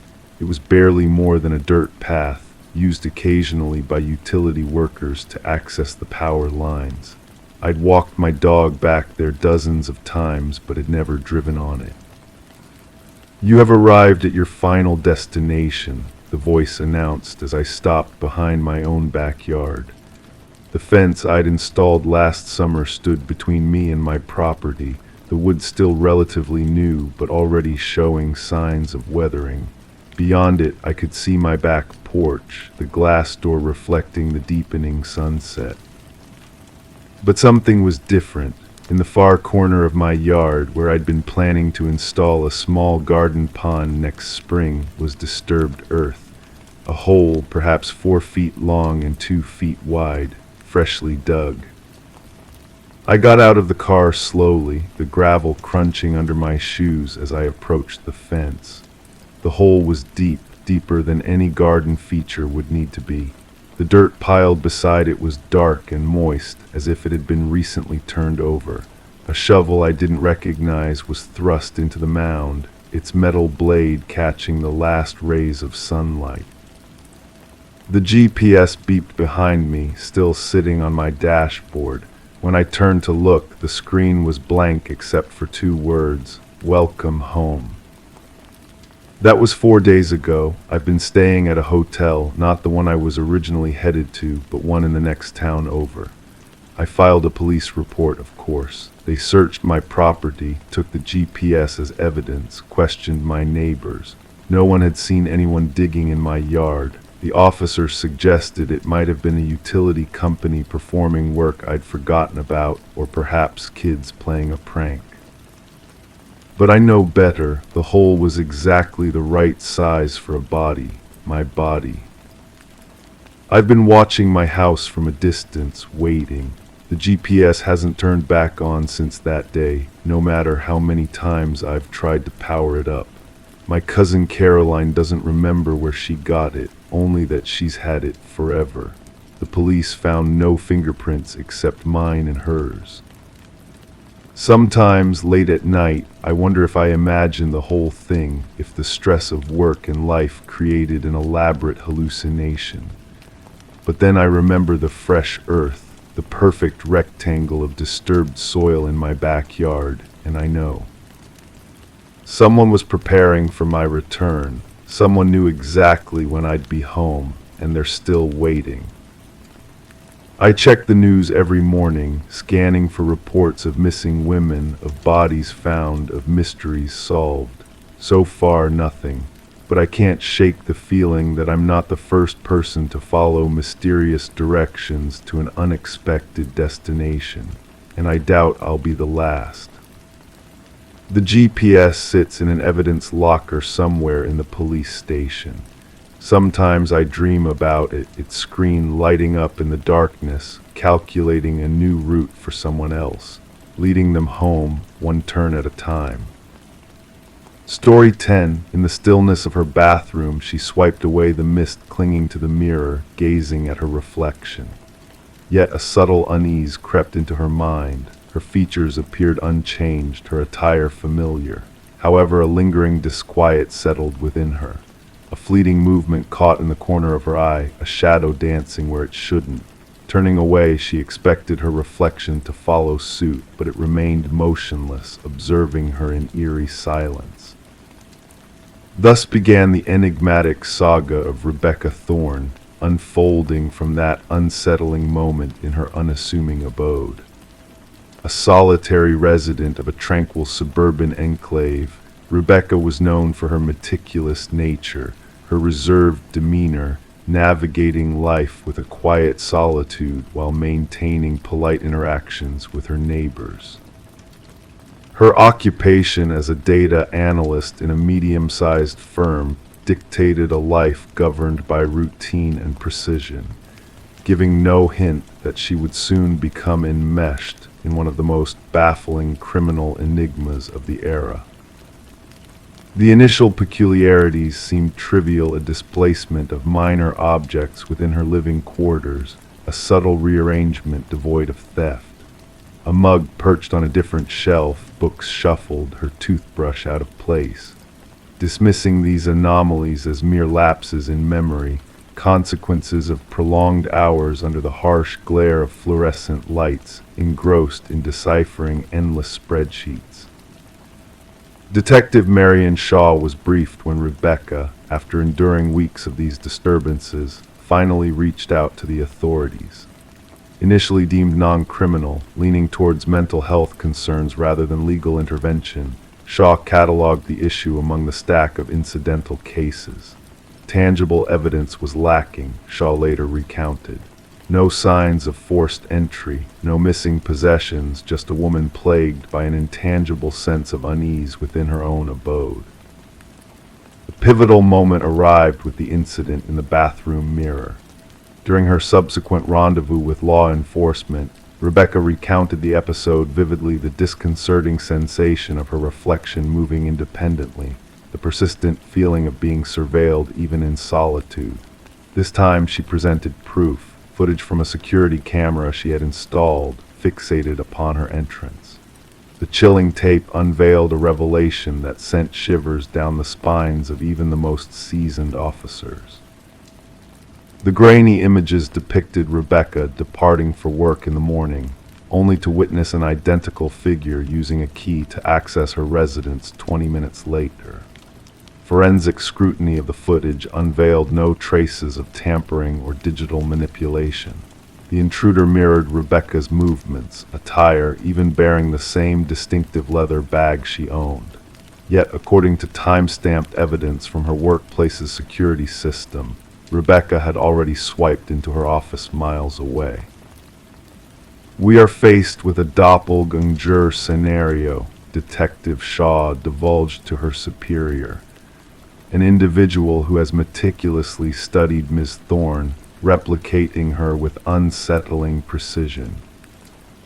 The investigation escalated, revealing fingerprints exclusively belonging to Rebecca throughout her domicile, devoid of foreign DNA. Residents reported mundane sightings of Rebecca traversing her daily routine, nothing awry, merely the usual comings and goings. Mrs. Keller, a neighbor, recalled a peculiar encounter where Rebecca failed to acknowledge her greeting upon returning home, an anomaly that raised mild concern but failed to ring alarm bells.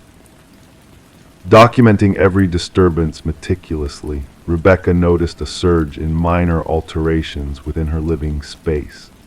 Vanishing edibles, unexplained searches on her computer, and the unsettling discovery of unfamiliar selfies on her phone, portraying her likeness with imperceptible discrepancies, a grin slightly wider, eyes more intense. "I feel as though I am descending into madness," she confided to Detective Shaw during their subsequent interaction. "Or perhaps someone is orchestrating this descent within me." A breakthrough emerged as investigators discerned a recurring pattern within the security footage.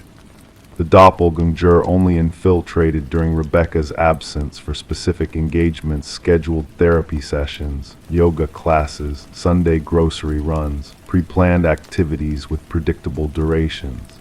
"The infiltrator possesses a profound familiarity with your schedule," Shaw elucidated. "This is not coincidental. It is a calculated act of surveillance and intrusion." A forensic psychologist posited a fixation theory, a hypothesis revolving around an individual fixated on adopting Rebecca's identity, usurping her existence, driven by a psychological rupture, and fixated on acquiring traits she embodied: stability, beauty, success, normalcy. Although rare, such cases were documented in psychological annals. The probe honed in on a former co-worker, Lily Winters, who had been terminated due to escalating erratic behavior. Lily, closely affiliated with Rebecca, often remarked on their shared traits. Post-dismissal, she dispatched a series of unsettling emails to Rebecca, suggesting an eerie kinship between them. "We could be interchangeable," one missive proclaimed. "At times, I embody you more than you do." Securing a warrant to search Lily's abode unveiled a macabre revelation, transmuting the case from ominous to ghastly. A chamber in Lily's quarters had been transformed into a shrine-like replica of Rebecca's bedroom. Walls plastered with photographs, countless snapshots of Rebecca entering her residence, shopping, socializing captured clandestinely. A closet harbored exact replicas of Rebecca's attire, makeup assortments mirroring her preferred brands atop a vanity, beside meticulous notes detailing her mannerisms, speech cadences, and daily routines. Most damning were the practice videos showcasing Lily mimicking Rebecca's gait, gestures, expressions. The evolution was apparent, initial endeavors clumsy and conspicuous, evolving into mimicry almost indistinguishable from the authentic Rebecca. "She aspired to become me," murmured Rebecca upon viewing the evidence. "She wasn't merely imitating me, she was obliterating me." Forensic scrutiny unearthed sophisticated apparatus for fabricating key replicas and duplicating electronic access cards. Lily orchestrated an intricate system to monitor Rebecca's movements, including a calendar prophesying her agenda with meticulous accuracy. What eluded investigators was Lily's ultimate objective. Journals discovered in her residence contained rambling entries vacillating between first and third person, oscillating between references to Rebecca as both me and her within the same passage. The last entry sent a shiver down the investigators' spines. Soon only one will endure, the stronger entity shall persist. Upon authorities' pursuit of Lily, she had evaporated without a trace. Her habitation bore signs of a hastened departure, drawers agape, certain technology absent. A nationwide alert was disseminated. Rebecca was ushered into protective seclusion, relocated to an undisclosed fortress under continuous surveillance. For 3 weeks, every locale linked to her former existence underwent vigilant monitoring. Lily remained elusive. The narrative took a disconcerting turn when a vigilant sentry at Rebecca's former workplace reported an anomaly.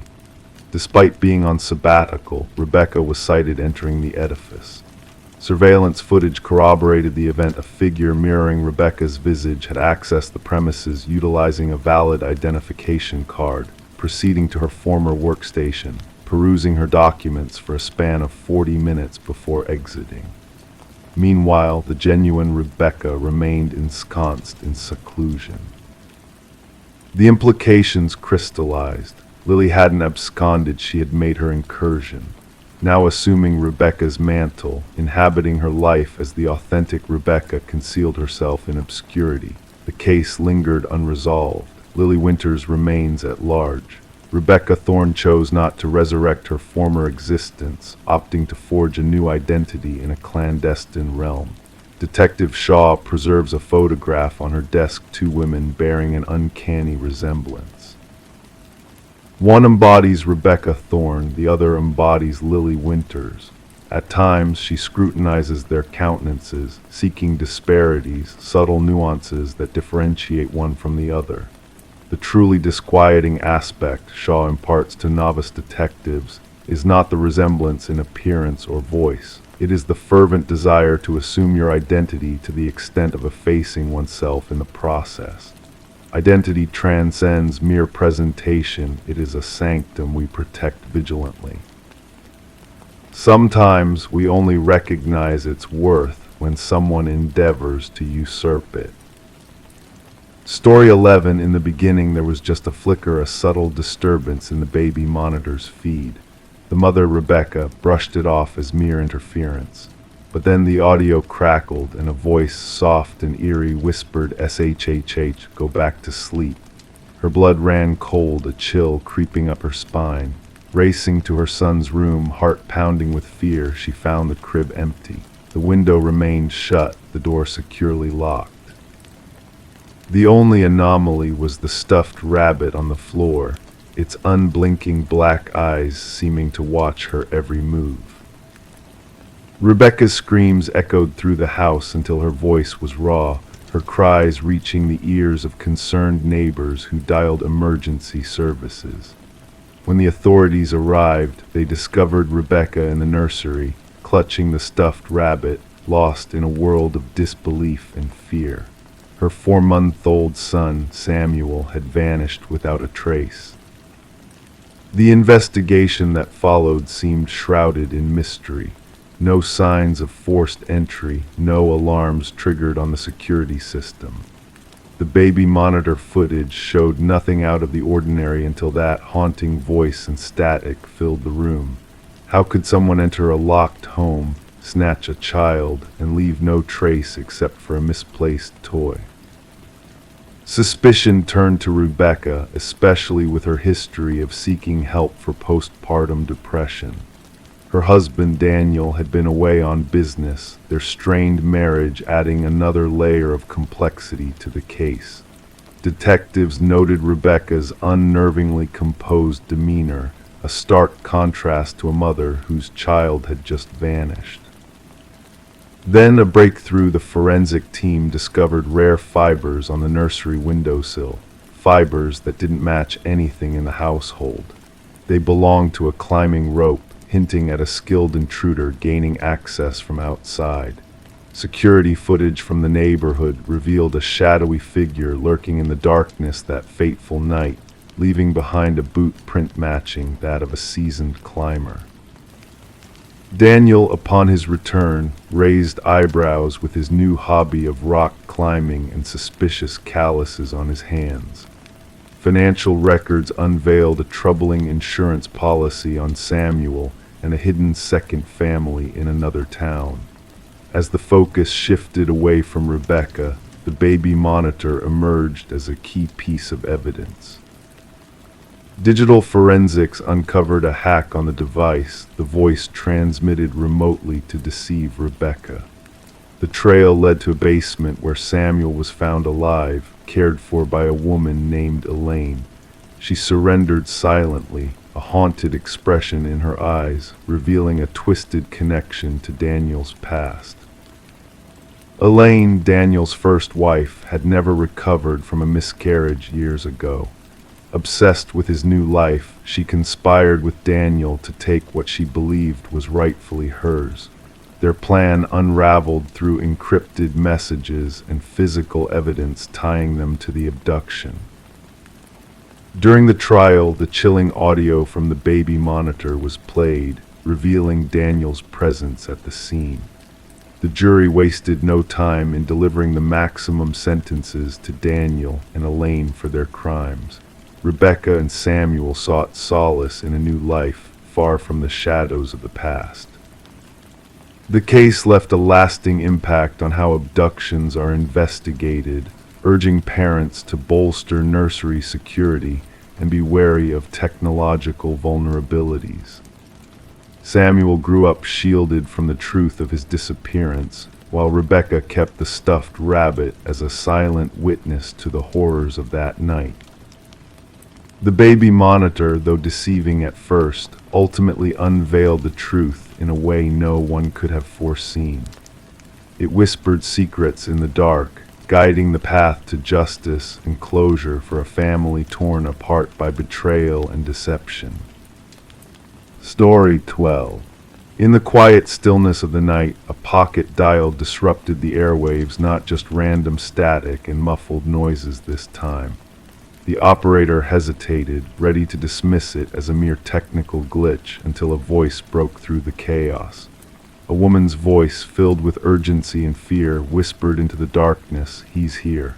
He, and then a heavy silence descended, swallowing her words whole. The number traced back to an old, abandoned house, a relic frozen in time, its secrets buried deep within its walls. There were no signs of a break-in, no disturbances to speak of. Yet amidst the layers of dust in the forgotten kitchen, a phone rested on the counter, its screen eerily aglow. The call had been made mere moments ago. Detective Morgan Reed found herself drawn to the enigmatic message, playing it over and over, each repetition sending chills down her spine. The voice lingered in her mind, haunting, desperate, and inexplicably impossible.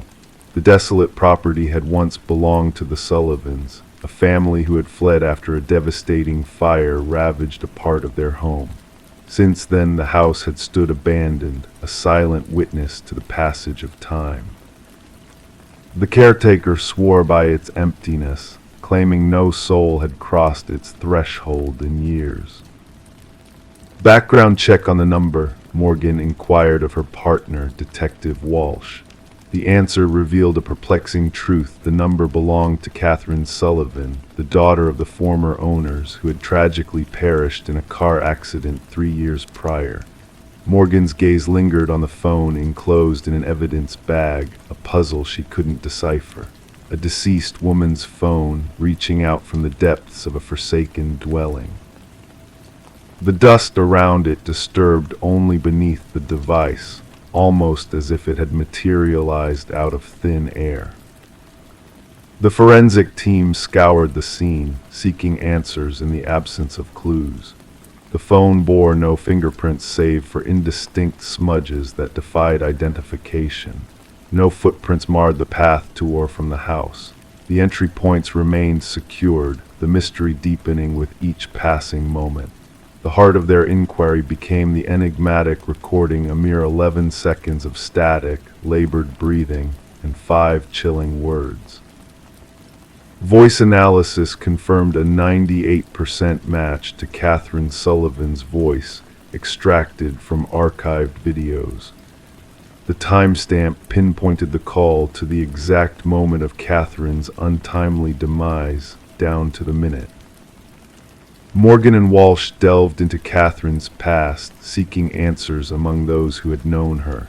Her father, now remarried, appeared genuinely bewildered by the unfolding events. Her mother, a solitary figure in a modest apartment, crumbled at the sound of the recording. "That's my Katie," she whispered, her voice trembling. "She sounds so afraid." Mark Jennings, Catherine's boyfriend at the time of her death, provided an alibi for the night of the call. He had been working a night shift at the hospital, corroborated by multiple witnesses and surveillance footage. The vacant house posed an impossibility. The call defied logic, yet it persisted. The case lay dormant until a call from Catherine's mother reignited the flames of intrigue. "I uncovered something in her belongings," she divulged, her voice fraught with emotion. Katie kept a journal, the final entry. "You must read it." Within the pages of the journal lay a narrative of love twisted into control, isolation, and fear. The last entry bore a chilling declaration. "He discovered my plans to depart. His rage knows no bounds. If harm befalls me, it shall not be by chance." Confronted with the damning evidence, Mark's facade faltered under scrutiny. "You accuse me based on mere words in a journal," he challenged. "That is not proof." Morgan pointed to the accident report, highlighting Mark's timely arrival at the crash site before emergency services. "How did you locate her wreck on a remote road?" she probed. His complexion paled, defiance wavering. "I feared for her safety. I sought her out." A revisit to the accident site unearthed unsettling truths.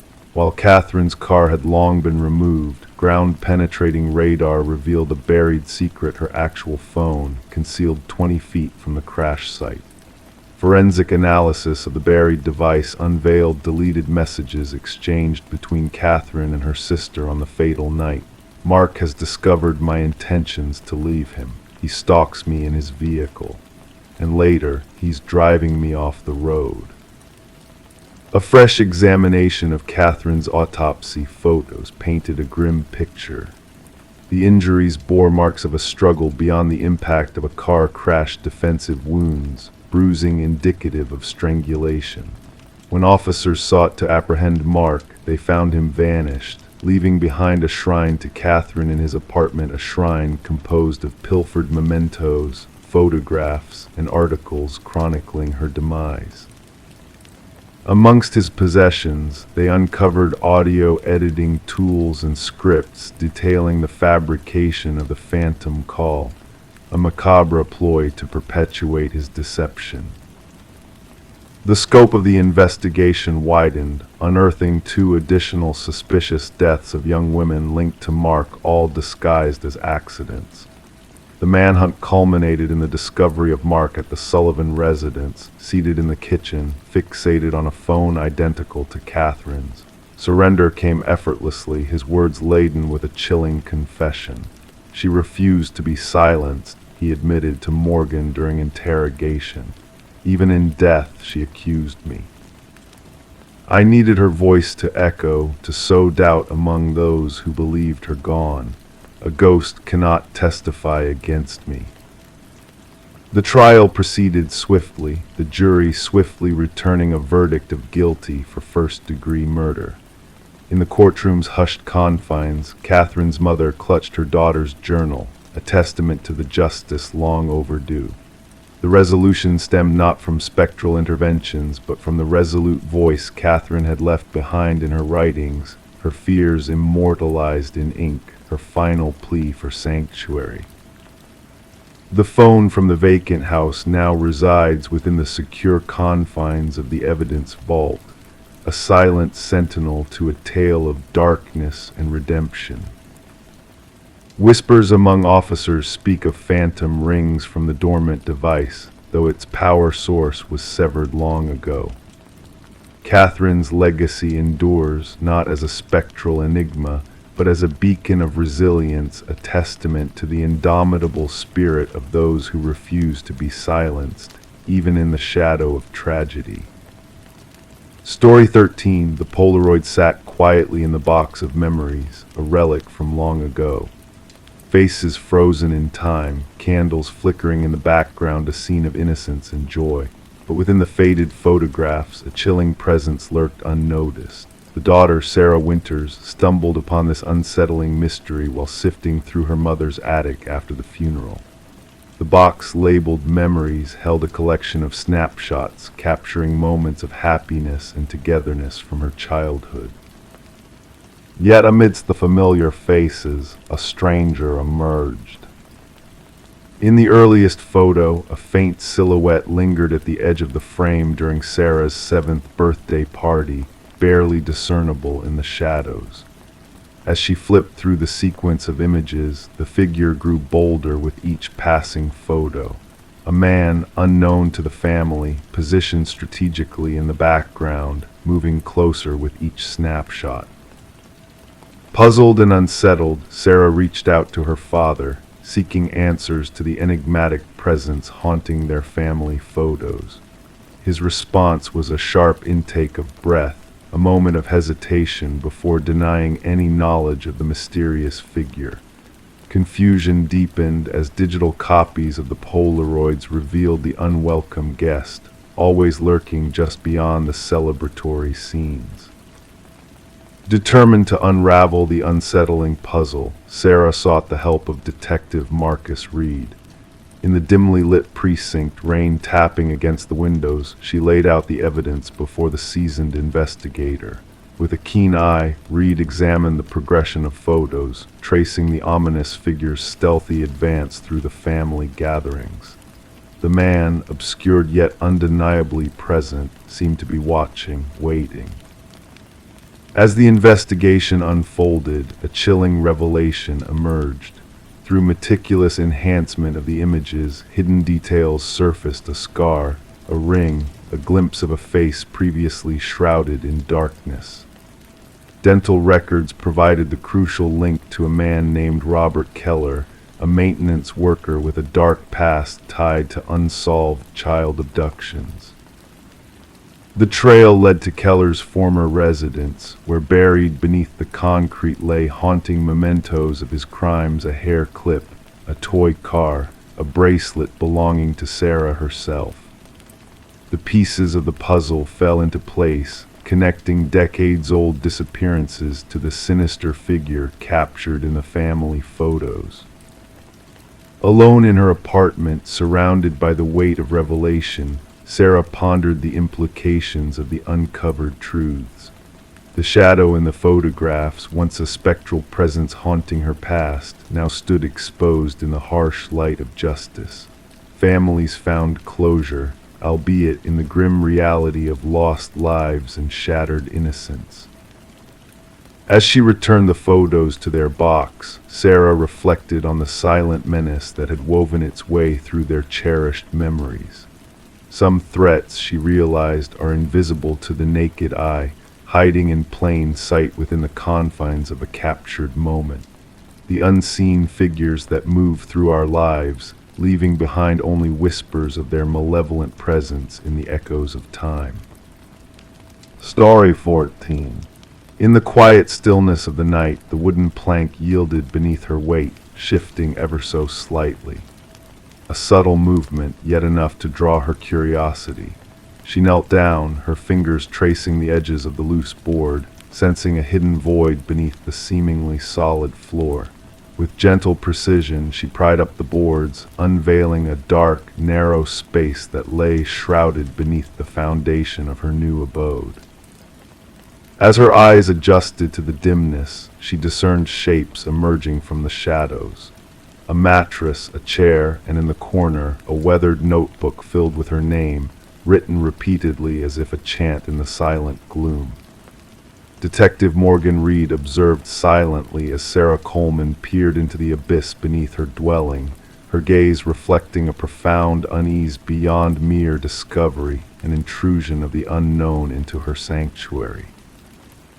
"Touch nothing," Detective Reed's voice resonated with calm authority, punctuating the eerie silence.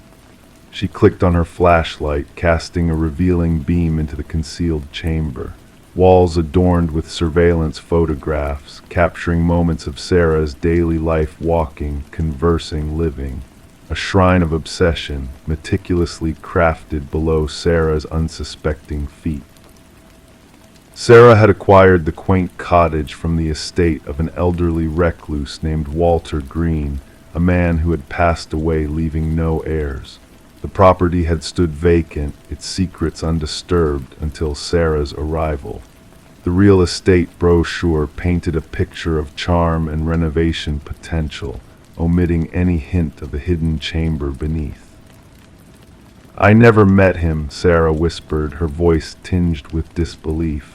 "The previous owner. The basement was supposed to be sealed off long ago. The inspector said so." The arrival of crime scene investigators heralded a meticulous process of documentation and extraction. The mattress, the chair, the notebook all retrieved from the clandestine space. Forensic analysis revealed a myriad of fingerprints, all belonging to Walter Green, painting a disconcerting portrait of his clandestine obsession. The investigators' findings wove a narrative of Walter's fixation stretching back years, a shadowed existence mirroring Sarah's every move. The psychologist's assessment hinted at a progression from fantasy to ominous intent, the hidden chamber serving as a prelude to an unsettling climax. Detective Reed's inquiries unearthed a connection to Walter's past, a former coworker divulging cryptic recollections of Walter's fixation on Sarah, a possessive mantra of "she belongs with me." The discovery of a key in Walter's workplace locker led to a storage unit, unveiling a chilling replica of Sarah's previous life, meticulously recreated in eerie detail. Walter's troubled history of delusion and obsession painted a grim backdrop to Sarah's harrowing ordeal. The realization dawned that Walter's fixation had extended beyond mere infatuation, spiraling into a dark realm of distorted reality. As Sarah grappled with the chilling revelations, she made the decision to part ways with the house, haunted by the specter of what could have been. Detective Reed's silent vigilance offered a sense of solace amidst the lingering shadows of the past. The closure of Walter's case marked the end of a chapter tainted by stalking and sinister intent. Sarah's relocation signified a fresh start, a cautious step towards reclaiming her sense of security. The cottage found new owners, unaware of the hidden chamber's secrets, its ominous past sealed beneath layers of new beginnings. Life moved on, yet for those privy to the hidden room beneath the floor, it stood as a poignant reminder of the unseen perils that lurk, the monsters that remain elusive, and the victims who narrowly evade their grasp. In the hushed whispers of the night, the tale of the hidden chamber echoed a haunting lullaby of mysteries concealed, of dangers averted, and the fragile threads that bind us to the shadows. Story 15, the real estate listing made no mention of a basement. The blueprints contained no hint of its existence. Yet as the family peeled back the layers of the old carpet, they uncovered a hidden door. The handle, heavy and rusted, resisted their efforts until three of them combined their strength to force it open.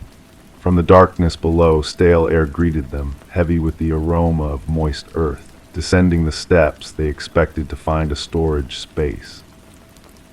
Instead, they encountered a solitary chair under a swaying light bulb, and on the wall behind, a series of photographs depicting them. Images captured from within their very own home. The Mercer family had settled into the suburban residence during a winter of early dusk and barren trees. The aged two-story house, with its weathered siding and creaking floors, had appealed to them for its character and history. Little did they realize the depth of history the house held, or the chilling way it would intertwine with their present. Detective Sarah Connors arrived at the property with her partner, the crime scene unit already cordoning off the area with fluttering yellow tape. Mrs. Mercer's voice trembled as she recounted the discovery beneath their living room floor. "We must document everything before anyone else descends," Connors instructed, gloving her hands with precision. The forensic team's camera flashes illuminated the stairwell in bursts as they captured the scene. The wooden steps groaned under their weight. The basement, small in size like a standard bedroom, featured concrete walls painted a flat gray. In the center sat a single chair affixed to the floor. Above, the bare bulb cast sharp shadows around the room, pivoting slowly in an unseen draft. Yet it was the line of photographs that drew their focus, 37 images meticulously aligned in chronological order. "These date back almost 4 weeks," noted Connor's partner, inspecting the timestamps on the photo backs. "Look at this one, Mrs. Mercer asleep on the sofa, Mr. Mercer at the table, the kids in their rooms." Despite an extensive investigation, no signs of forced entry emerged, no broken windows or tampered locks. The security system had remained dormant. Nothing was stolen, only their privacy and sense of security. Forensic analysis unveiled multiple fingerprints in the basement, mostly belonging to previous homeowners. The house had changed hands 6 times in the last decade, each family departing within a year and selling at declining prices. None had mentioned a basement discovery. "We must interview every prior owner," Connors directed, flipping through her notepad. The case grew more unnerving as they delved into the property's past. Inconsistencies surfaced in property records, blueprints altered between sales, permits filed and retracted, inspection reports redacted. A breakthrough arrived during an interview with the contractor who renovated the house 7 years earlier. His face paled at the sight of the basement photos. "That room isn't real," he insisted, hands quivering.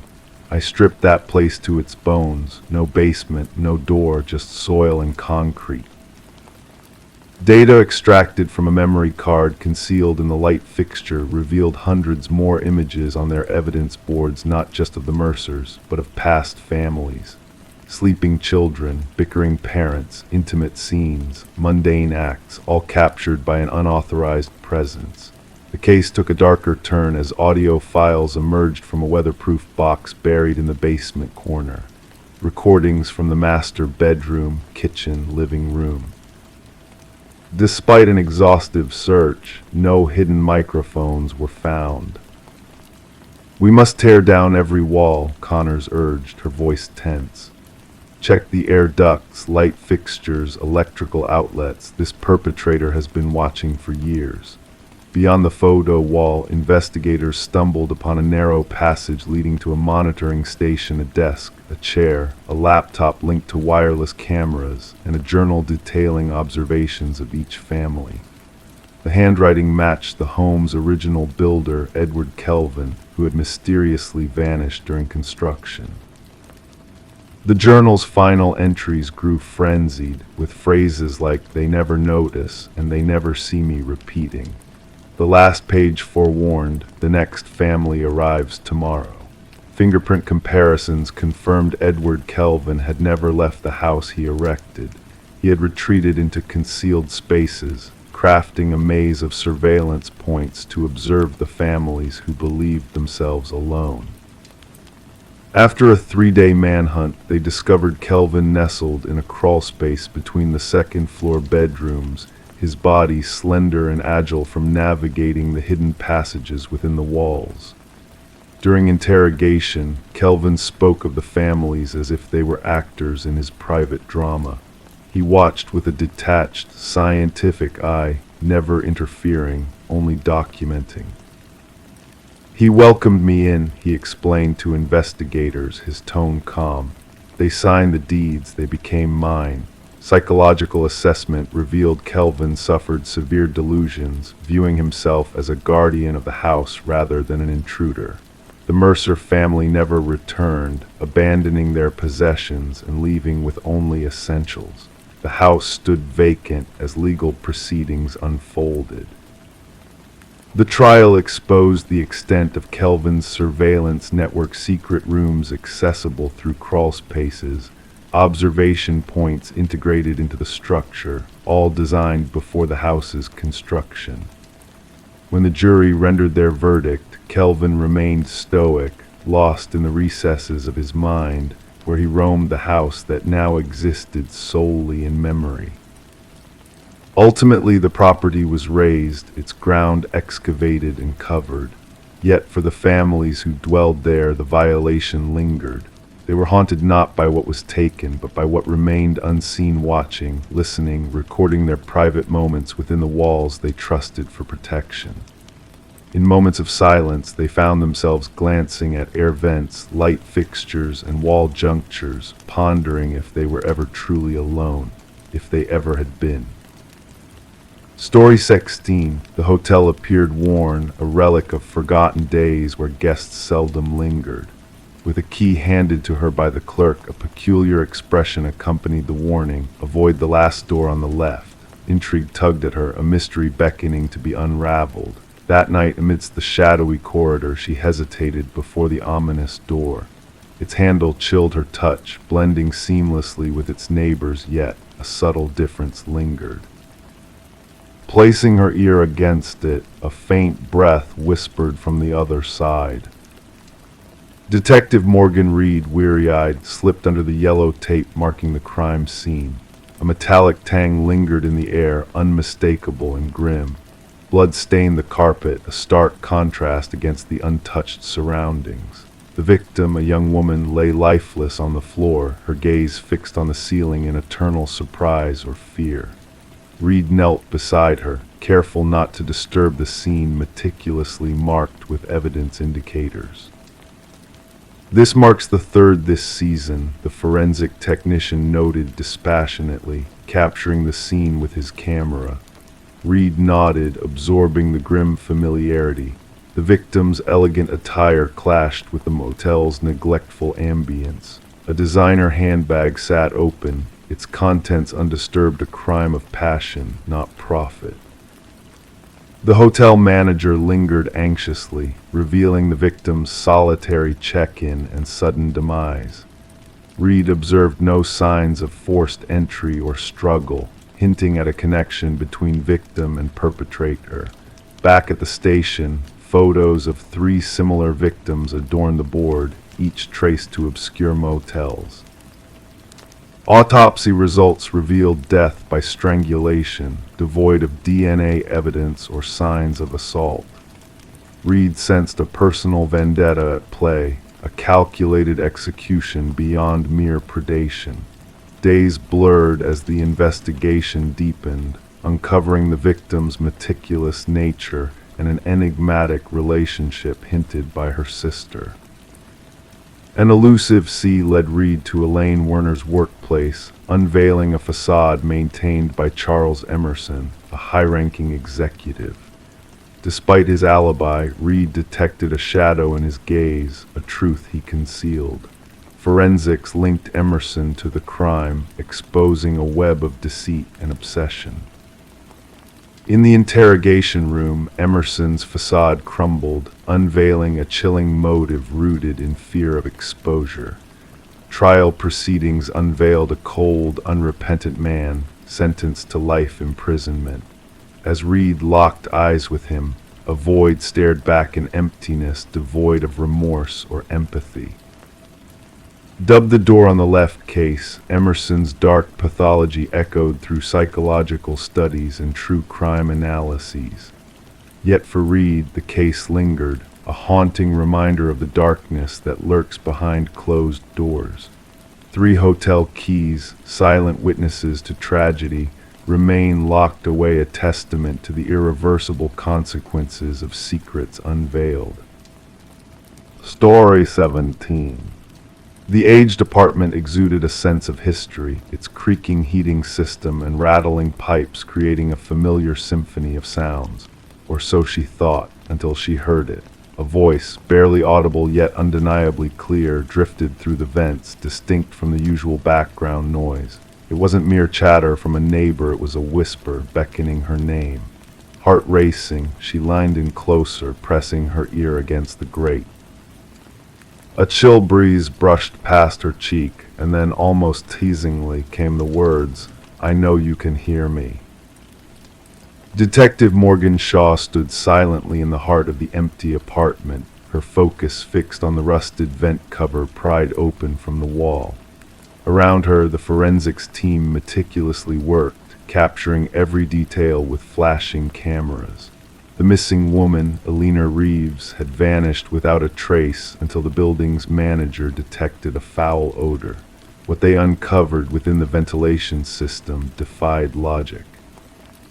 She claimed to hear voices through the vents, Officer Patel relayed, reading from his notepad.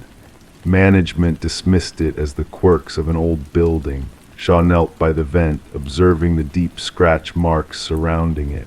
These weren't caused by tools, she muttered. The marks were desperate, as if someone's fingernails had frantically tried to pry the cover open from the inside. Elena was a beloved kindergarten teacher, known for her warm smile and thriving houseplants. Her disappearance had left her students making cards, her sister filing a missing persons report. She grew paranoid before vanishing, her sister had shared, her voice trembling.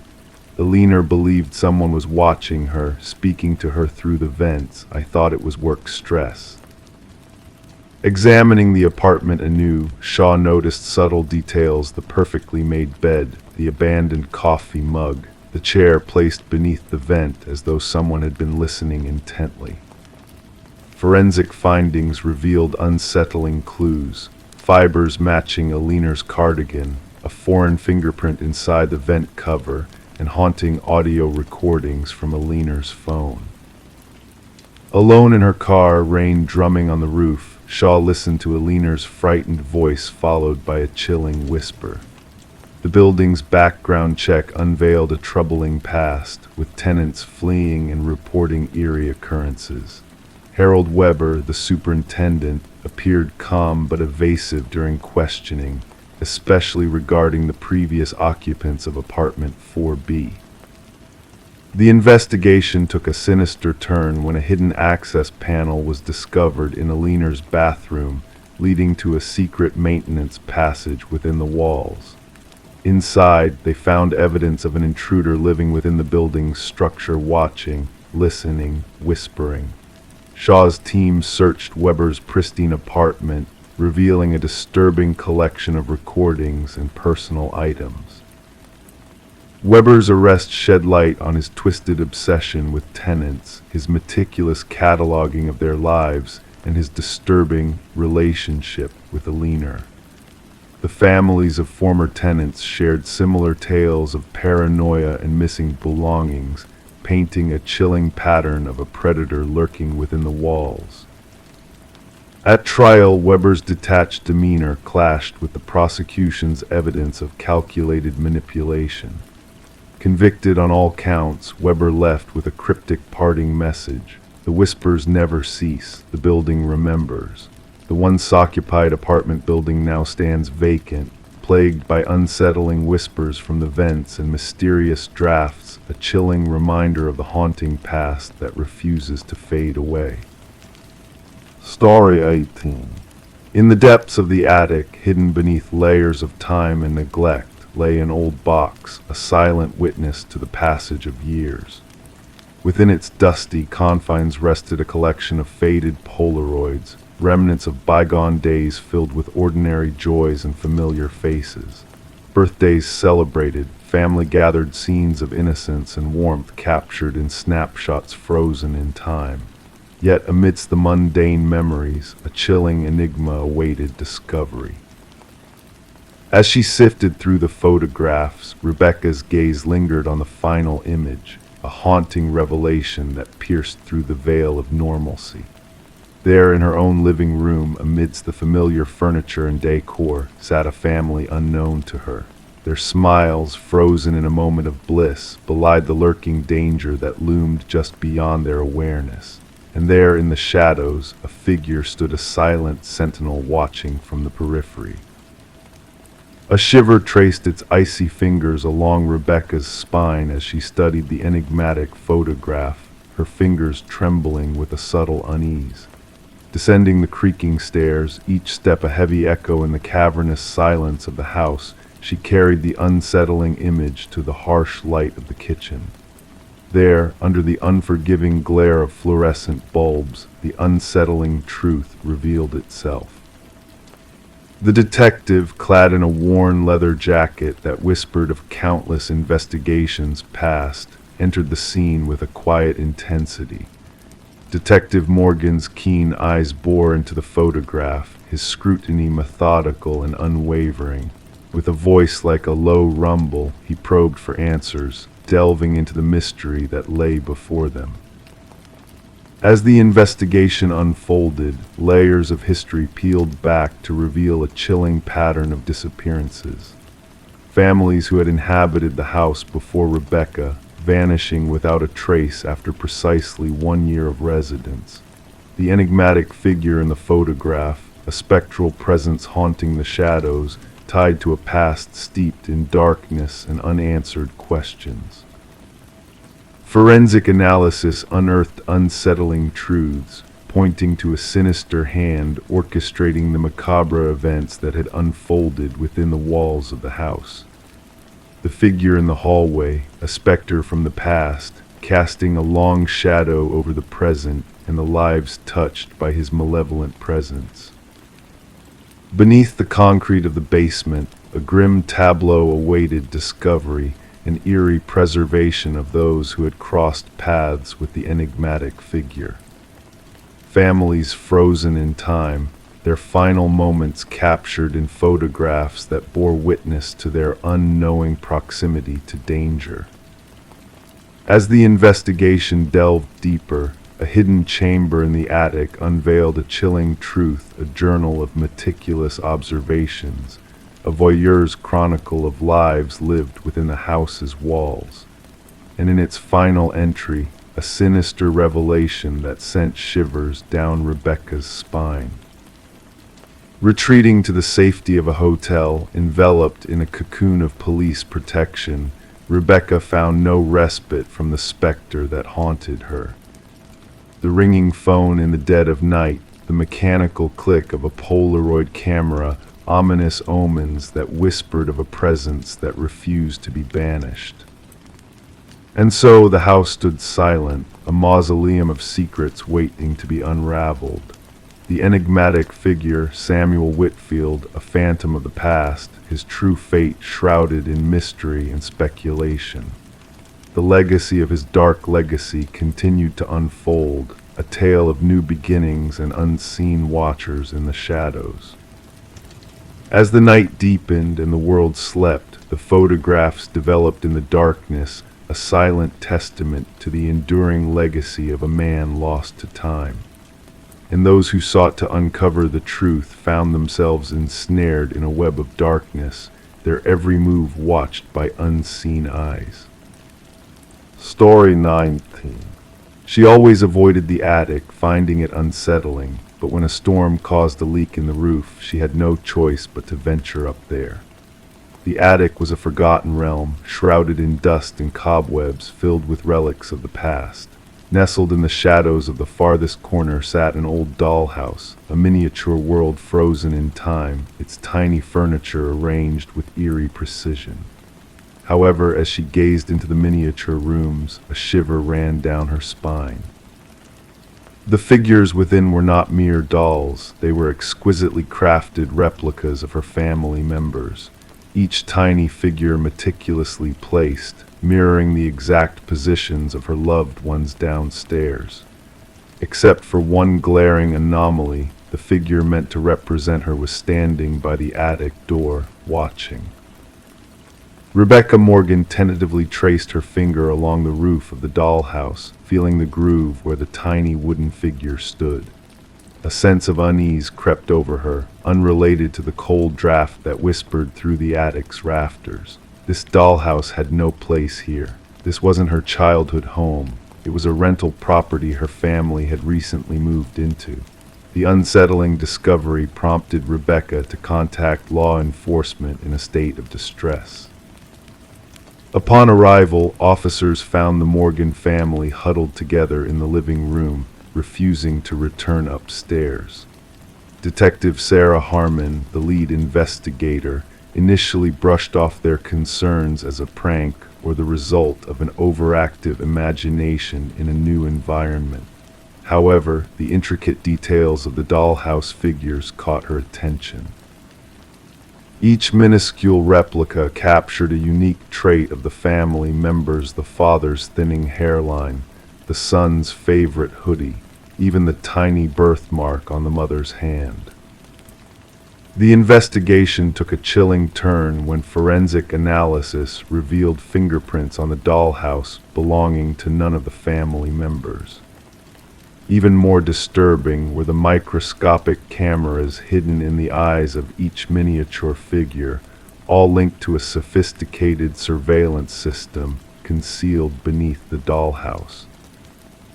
A review of the family's activities in the days leading up to the discovery unveiled a disturbing revelation. The positions of the figures didn't just correspond to that particular evening, but mirrored exact postures from various days, indicating a prolonged period of surveillance. "We realized it wasn't merely stalking," Detective Harmon recounted. "The perpetrator exhibited an unprecedented level of obsession rarely seen in criminal psychology. The mystery deepened with the discovery of a concealed entrance to a basement hidden behind a pantry wall. Investigators uncovered evidence of someone living beneath the family's feet for weeks before being exposed. Food wrappers, water bottles, and a sleeping bag hinted at the intruder's covert existence. The absence of forced entry puzzled the investigators. Property records revealed the house had stood vacant for almost a year before the Morgans' arrival. The former owners, an elderly couple, had passed away within a short span, leaving their son in charge of the estate's sale and subsequent rentals. Neighbors offered little insight, except for one elderly woman who sporadically noticed lights in the house during its unoccupied phase. She assumed it was the real estate agents showing the property, oblivious to the unauthorized residency. Digital forensics provided a breakthrough. Analysis of the surveillance system led investigators to an apartment across town, where walls were plastered with photographs of the Morgan family and previous occupants of the house. Detailed journal entries meticulously chronicled the daily routines of each family member. However, the most disconcerting find was a workshop filled with half-finished dollhouses, each representing different homes in the vicinity. The apartment belonged to Martin Wells, the son of the deceased couple, whose financial struggles post-parents' demise drove him to this elaborate scheme. A forensic psychologist unraveled Wells' motive, a complex delusion of ownership. Unable to accept the loss of his childhood home, he devised an intricate system to retain control over it. The dollhouse symbolized his possession of both the property and its inhabitants. Wells coldly justified his actions during interrogation, revealing a twisted desire to monitor those living in what he considered his domain. Wells faced multiple charges, including stalking, invasion of privacy, and illegal surveillance. The judge, acknowledging the profound violations suffered by the Morgan family, emphasized the breach of their security and autonomy.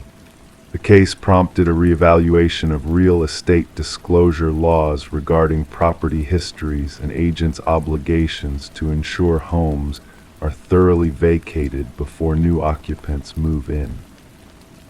What haunts criminologists about this case is how long Wells could have operated undetected had Rebecca not stumbled upon the dollhouse. His journals hinted at a prolonged history of infiltrating homes, creating miniature replicas of families for his voyeuristic pleasure. Though the Morgans relocated far from that house, Rebecca confessed in her impact statement to lingering paranoia, compulsively checking hidden spaces for signs of intrusion. She rid their new home of all dollhouses and miniatures, haunted by the thought of someone manipulating a tiny version of her in an undiscovered dollhouse. The story of Martin Wells serves as a cautionary tale, a reminder that sometimes the most unsettling truths lurk behind familiar facades. As the night deepens and the world drifts into slumber, remember to secure your doors and windows, for who knows what unseen eyes may be watching in the shadows, turning lives into mere pieces in a macabre game of control and surveillance. Good night. Story 20. In the quiet of the night, a mysterious package arrived at Sarah Miller's doorstep. Wrapped in a plain envelope, it held a single brass key, its edges softened by time's touch. Sarah's fingers traced its familiar weight, though she couldn't recall ever owning such a key. As she tried it in every lock she possessed, each one remained steadfastly closed, refusing to yield to the unassuming key. Perplexed, she placed it on her coffee table, where the silence was broken by the unexpected chime of the old grandfather clock in the hallway, a clock long silenced by broken gears. Unease settled within Sarah's heart, prompting her to report the strange occurrence to the authorities. What began as a simple mystery unfurled into a sinister tale that would grip the once serene suburban neighborhood in fear. Initially met with skepticism, the responding officer accepted the key as evidence, more to placate Sarah than out of genuine belief in foul play. Yet, Sarah's intuition whispered of dark shadows lurking beneath the surface. Detective Robert Harmon, a seasoned investigator with a keen sense for the macabre, inherited the case. The brass key sat innocuously on his desk, whispering secrets of the past with its worn appearance. Background checks revealed Sarah's innocence, her life an open book with no hints of malice. But the key, with its silent weight, hinted at a tale far beyond the surface. Forensic examinations yielded little, save for Sarah's own prints on the key. The key's origin remained a mystery, a standard Schlage lost in time, its secrets buried deep. A breakthrough came when Harmon delved into the department's archives, uncovering a chilling connection. The key's unique pattern matched one from a cold case shrouded in darkness. The key led to a storage unit harboring unspeakable horrors, a place of blood-stained memories and lost souls. The trail had long gone cold, the shadows of the past still haunting the present. Sarah, innocent and unsuspecting, found herself entangled in a web of deceit and horror, her very existence called into question by the sinister key that found its way to her. As the investigation unfolded, Sarah's world crumbled, the weight of the unknown pressing down upon her. New locks and security systems became her only solace in a world turned upside down. The search for the key's sender led to Harold Jenkins, a man shrouded in mystery and cloaked in darkness. His hidden past emerged, painting a portrait of a predator hiding in plain sight. The keys, each engraved with a name and a date, revealed a tapestry of horror hidden beneath the floorboards of a desolate cabin, a chamber of echoes from lives lost and souls forgotten. The manhunt for Jenkins gripped the nation, the Keymaster's legacy etched in fear and disbelief. Families mourned lost loved ones, their pain mingling with relief at finally knowing the truth. The final confrontation with Jenkins ended in tragedy, his twisted tale coming to a close with a self-inflicted wound.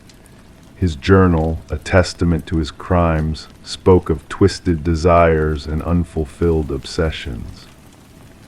Sarah, forever changed by the darkness that had touched her life, found solace in the knowledge that justice had been served, though at a heavy cost. The keys, silent witnesses to unspeakable horrors, now rest in an evidence locker, their stories untold but their legacy a reminder of the darkness that lurks in the shadows of ordinary lives. Story 21. The gentle current flowed lazily that morning, the water reflecting the soft hues of the rising sun, creating a serene and tranquil atmosphere. The fisherman, his boat rocking ever so slightly, almost missed the sight of a lone suitcase bobbing near the shore. Initially dismissing it as a mere discard of old clothes, his curiosity piqued as he drew closer. A pungent odor wafted from the case, thick and suffocating, impossible to ignore. It was wrapped in chains, its once sharp edges now softened by rust and time. When the authorities pried it open, the contents inside were far from what anyone expected. There, nestled within, were locks of hair entangled with frozen fingers, as if clinging to a desperate hope. And at the bottom, a chilling note that sent shivers down their spines. This isn't the first. Detective Sarah Mercer arrived at the scene, her presence a calming yet enigmatic one amidst the grim discovery. The victim, a woman in her mid-30s named Catherine Walsh, lay still on the muddy shore, her dark hair now matted and her once pale skin bearing the marks of her watery grave. The medical examiner worked meticulously, preserving every detail before the body was gently lifted away. What struck Mercer the most was not the brutality of the act, but the eerie sense of care taken with the victim's presentation, manicured nails, recently styled hair, and adorned in luxurious attire. It was a display, Mercer remarked softly, her gaze following the rhythmic dance of the water against the shore. She was meticulously prepared, almost as if for a show. Catherine Walsh, a successful real estate agent known for her expertise in selling high-end properties, lived a seemingly flawless life. Divorced, childless, and residing in an affluent neighborhood, she was described by colleagues as ambitious, detail-oriented, and fiercely private. Her sudden disappearance raised red flags, especially when she missed a crucial appointment that could have secured her largest commission to date. As investigators delved into Walsh's meticulously kept modern home, every corner seemed to exude perfection. From the designer furniture meticulously arranged to the spotless surfaces devoid of any imperfections, it was her home office that revealed a crack in the facade. A slightly open drawer led to the discovery of a leather-bound journal, its final entry haunting. "He's watching again. Same car, different plates." The digital trail painted a picture of a woman haunted by an unseen presence, with mysterious emails and internet searches hinting at a looming threat. Mercer pieced together the puzzle, linking the eerie messages to the carefully staged crime scene. "Our perpetrator is calculated," she murmured to her partner. This was not a crime of passion, but a meticulously planned ritual. A breakthrough came when a local pawn shop owner identified Walsh's missing emerald necklace in the possession of a regular customer, Michael Linden, an unassuming maintenance worker with a penchant for blending into the background. Surveillance footage revealed his repeated visits to Walsh's building, his actions shrouded in sinister intent. A search of his sparse apartment uncovered a chilling collection of photos of Walsh and other women, all sharing similar traits, all captured without their knowledge. Behind a hidden panel in Linden's closet, a shrine to his victims emerged, personal items meticulously arranged, each telling a story of obsession and possession. In the interrogation room, Linden's demeanor remained eerily composed as he confessed his twisted logic. "They were flawed," he stated flatly. "Their perfection was a lie that I had to correct." The search for the other victims hinted at in his note led to the recovery of 2 more suitcases, each holding a tragic echo of Walsh's fate. Linden's trial unfolded with a solemn air, his detached demeanor a stark contrast to the horrors he had inflicted. The families of the victims sat in quiet anguish as the judge pronounced a sentence of life without parole. For Detective Mercer, the case was officially closed, but the shadows of unanswered questions lingered. What inner demons drove Linden to seek out these women, to sculpt them into his twisted vision of perfection? The river outside continued its unhurried journey, carrying away all traces of the macabre scene. Yet on Mercer's desk, the chilling reminders of Linden's meticulous obsession remained, a haunting testament to the darkness that can lurk beneath the veneer of normalcy. In the stillness of the precinct, a sense of unease lingered, a reminder that sometimes the most dangerous predators are those who walk among us, their masks of normalcy concealing a chilling truth. Beneath the facade of perfection lies a darkness waiting to be revealed. Story 22. The aged envelope bore witness to time's passage, its once crisp edges now tinged with a golden hue. Yet the stamp adorning it was fresh, a recent journey through the postal system evident. With cautious hands, the detective tore it open, revealing a single sheet of paper within. The message, hastily typed in an erratic font, read, "I am sorry for what I did." A faint dampness clung to the paper, carrying with it a metallic tang that lingered in the air. It was only upon closer inspection that the detective noticed the reddish smear along the bottom edge, a grim revelation that it was not ordinary ink. Detective Sarah Morgan, her gloved fingers moving with practiced precision, carefully placed the letter into an evidence bag. The forensics team's analysis confirmed her suspicions. The reddish stain was indeed human blood, its DNA a match to an unsolved homicide case that had plagued the department for years. The victim, a young journalist named Rebecca Warren, had been discovered in her apartment, the scene marred by multiple stab wounds. Her laptop was missing, her notes strewn about, a poignant indication that her death might have been linked to the story she had been pursuing. Despite exhaustive efforts, the case had grown cold, the truth eluding them. And now, this cryptic letter had found its way to the homicide division, bearing a simple yet ominous message. The paper and envelope yielded few fingerprints, only faint smudges hinting at a cautious sender who had donned gloves. The postmark, however, provided a glimmer of hope amidst the darkness, a tangible light after months of stagnation. As Detective Morgan gathered her team in the dimly lit briefing room, the weight of the unsolved case hung heavy in the air. Crime scene photos, timelines, and profiles adorned the walls, each representing a dead end in the pursuit of justice. Placing the image of the letter at the heart of the board, she declared, "This changes everything.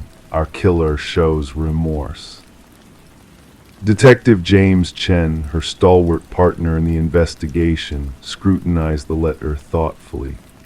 "Or perhaps it's a guise, a calculated ploy to deceive us," he offered, his eyes betraying a hint of skepticism.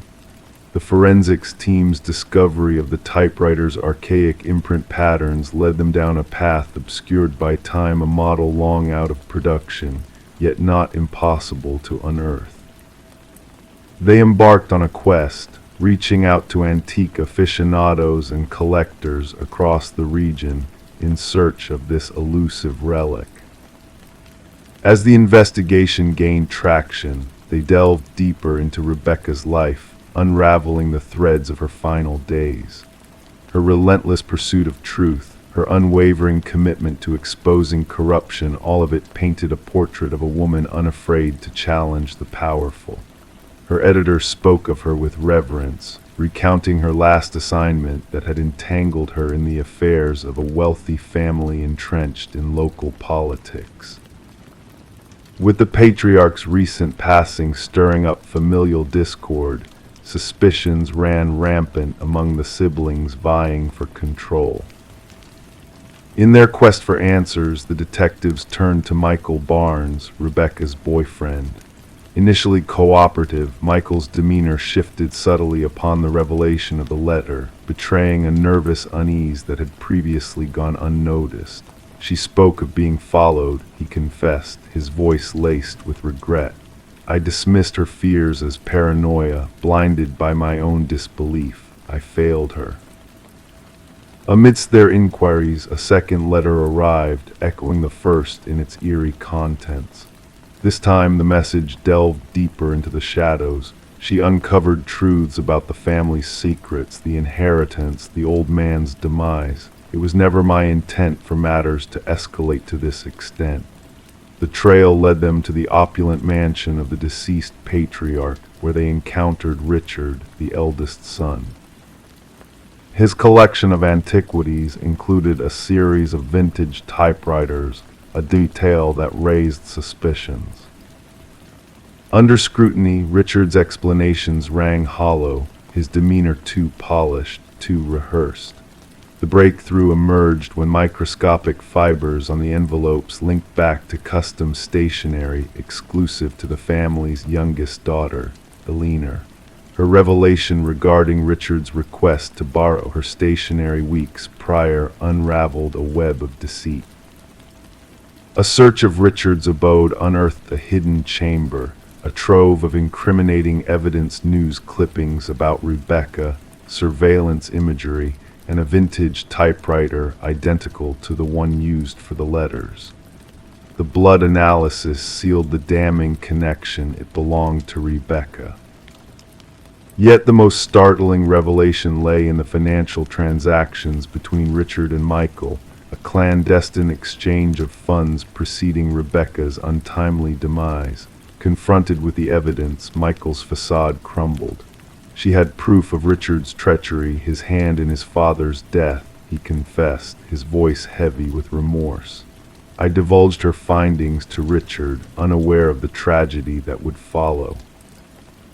The final puzzle piece emerged in the form of Eleanor's clandestine, recording a damning snippet capturing Richard and Michael conspiring to silence Rebecca permanently.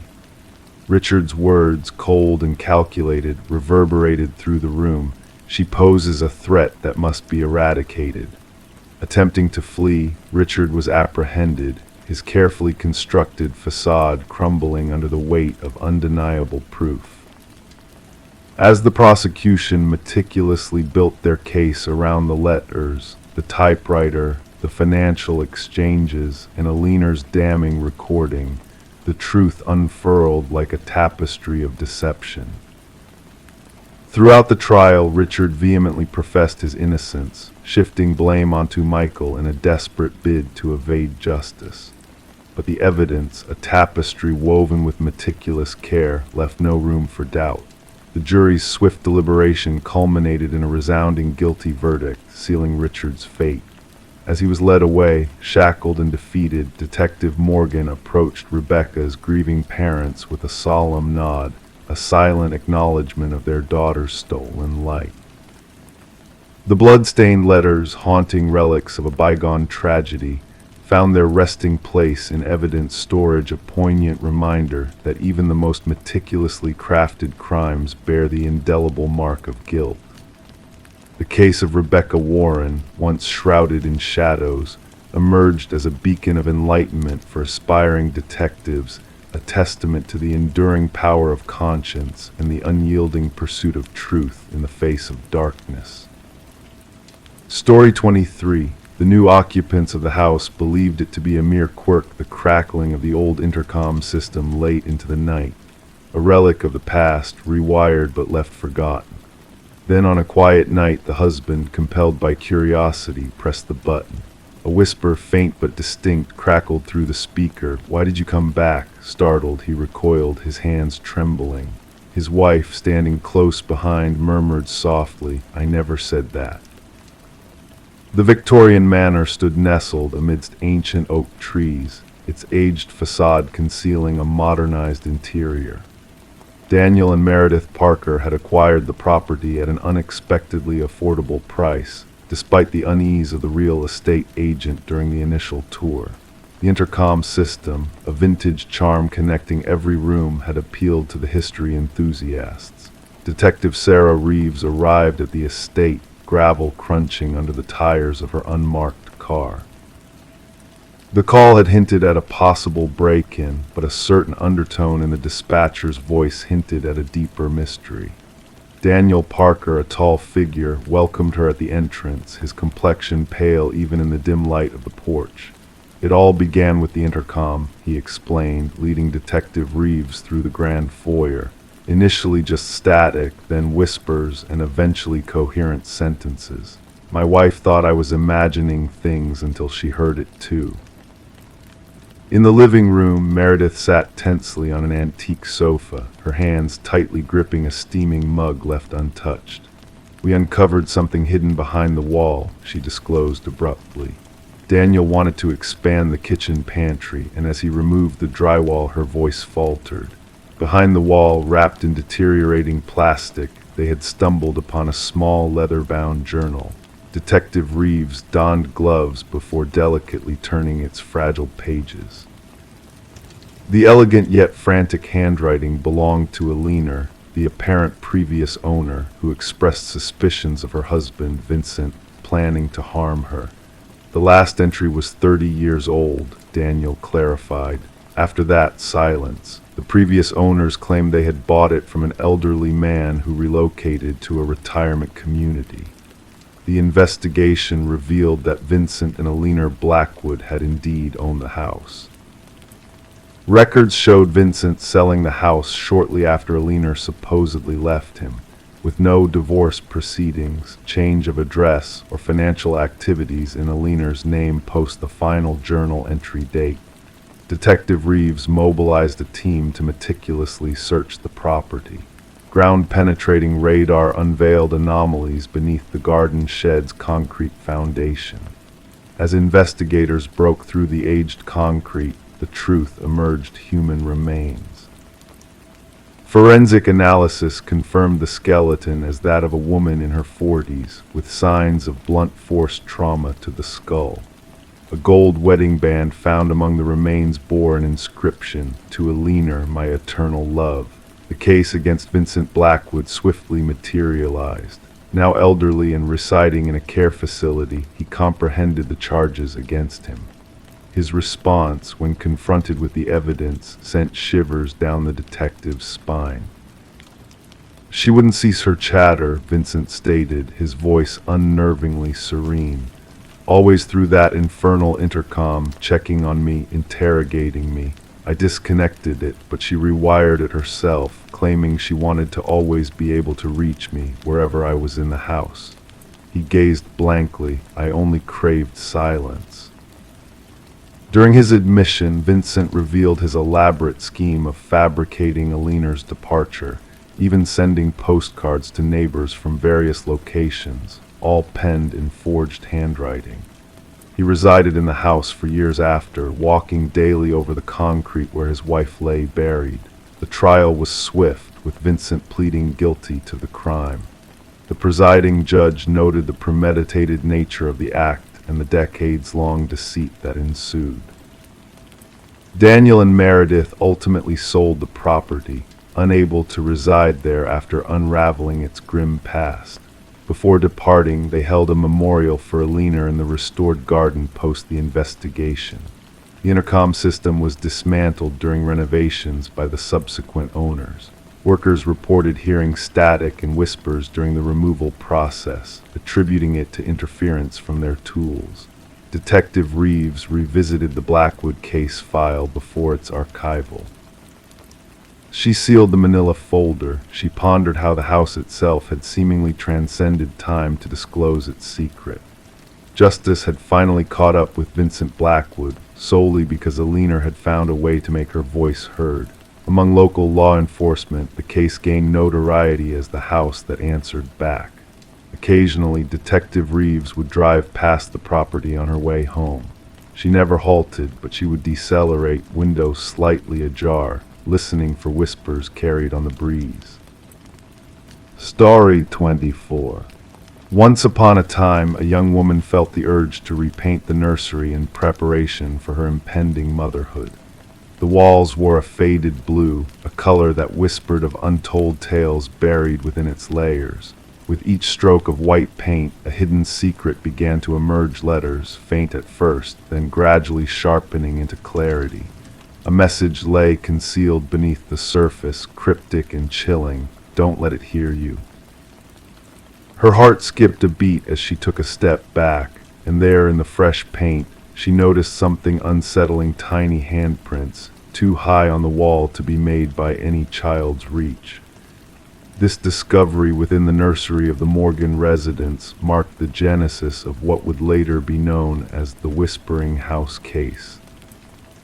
The young couple had acquired the Victorian-style home at an unbelievably low price, blindsided by the realtor's omission of its dark past. Detective Sarah Klein arrived at the door, her notebook ready, and was greeted by a pregnant woman whose weary eyes betrayed her sleepless nights. Trembling, she recounted the chilling find of the hidden message and ghostly handprints.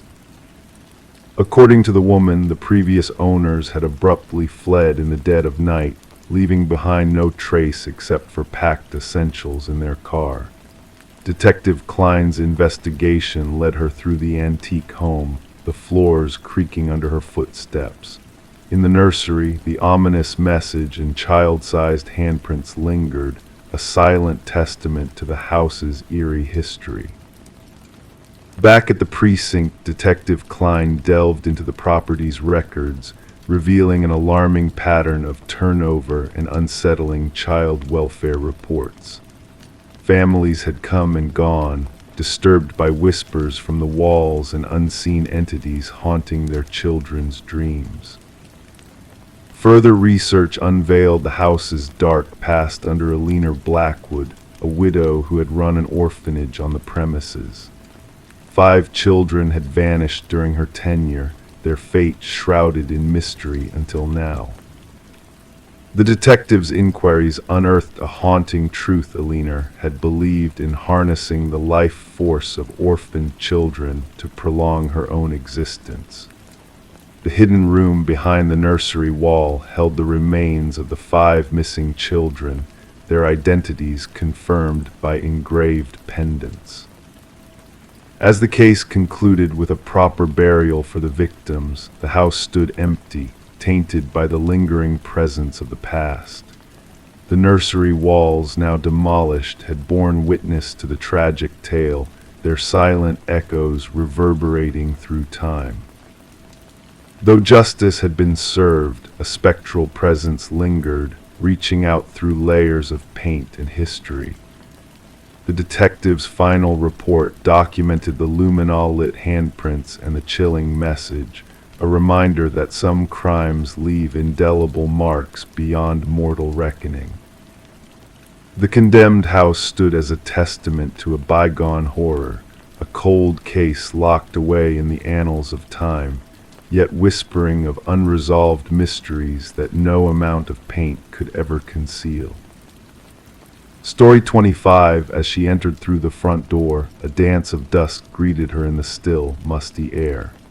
The abandoned house stood frozen in time, its peeling walls and shrouded furniture telling tales of neglect. Every room she explored seemed to echo the same eerie truth. The doors were tricks, leading her back to the parlor no matter which path she chose. The only way out vanished as she turned, the front door disappearing into thin air. Detective Sarah Lind found herself at the threshold of a once-forgotten Victorian, now a scene of mystery and tragedy. Inside, forensic technicians moved like silent spirits through the dimness, uncovering secrets darker than the house's whispered legends.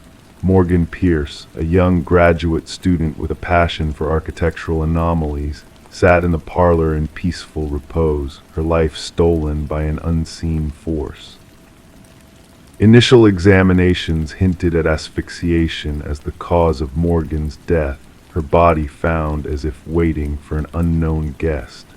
No struggle marked her final moments, no outward signs of violence.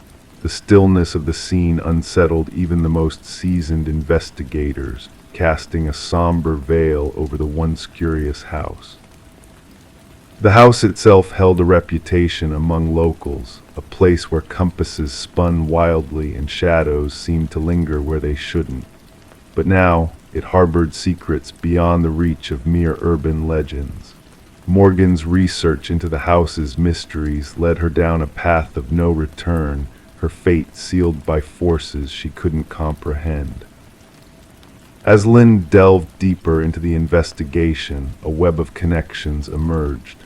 Morgan's fascination with the house, her missing research equipment, and cryptic messages hinted at a world beyond the visible.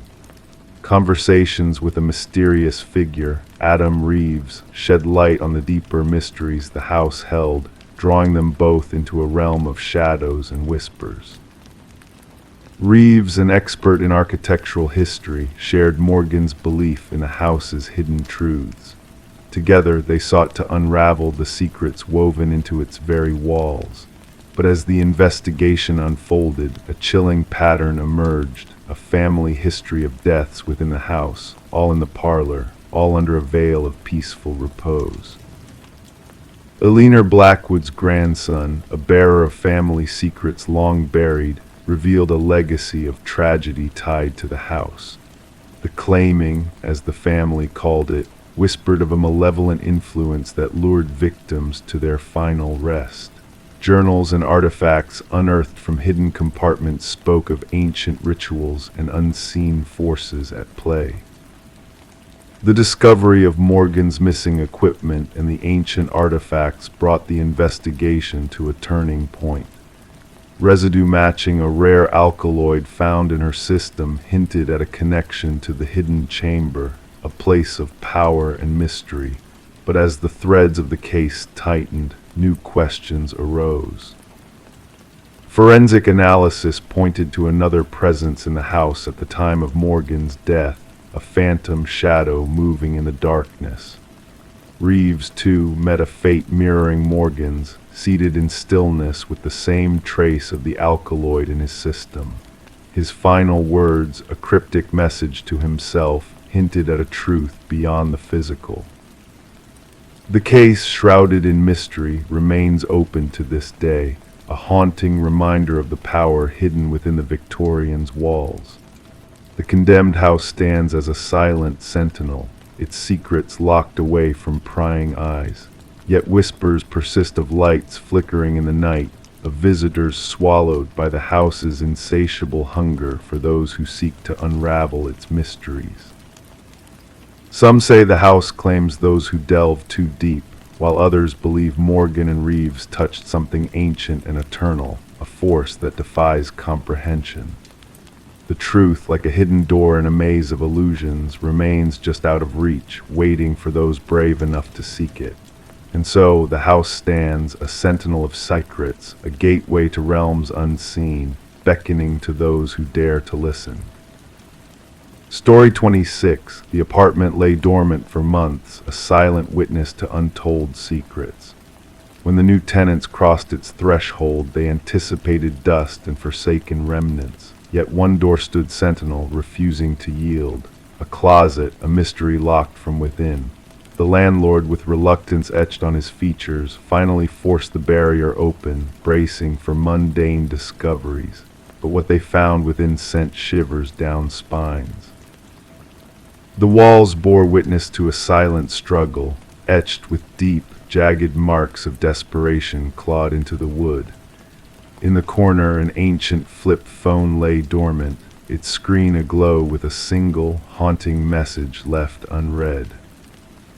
Detective Morgan Shaw, a seasoned investigator, knew the darkness that lurked in human hearts. But this scene stirred a primal unease within her. Not a drop of blood in sight, yet the raw anguish imprinted in those scratches spoke volumes. Bring in forensics, she instructed her partner, Officer Reed, already capturing the eerie tableau through his lens, and gather the records of the previous tenants. The cryptic message on the phone whispered, "I know what you did."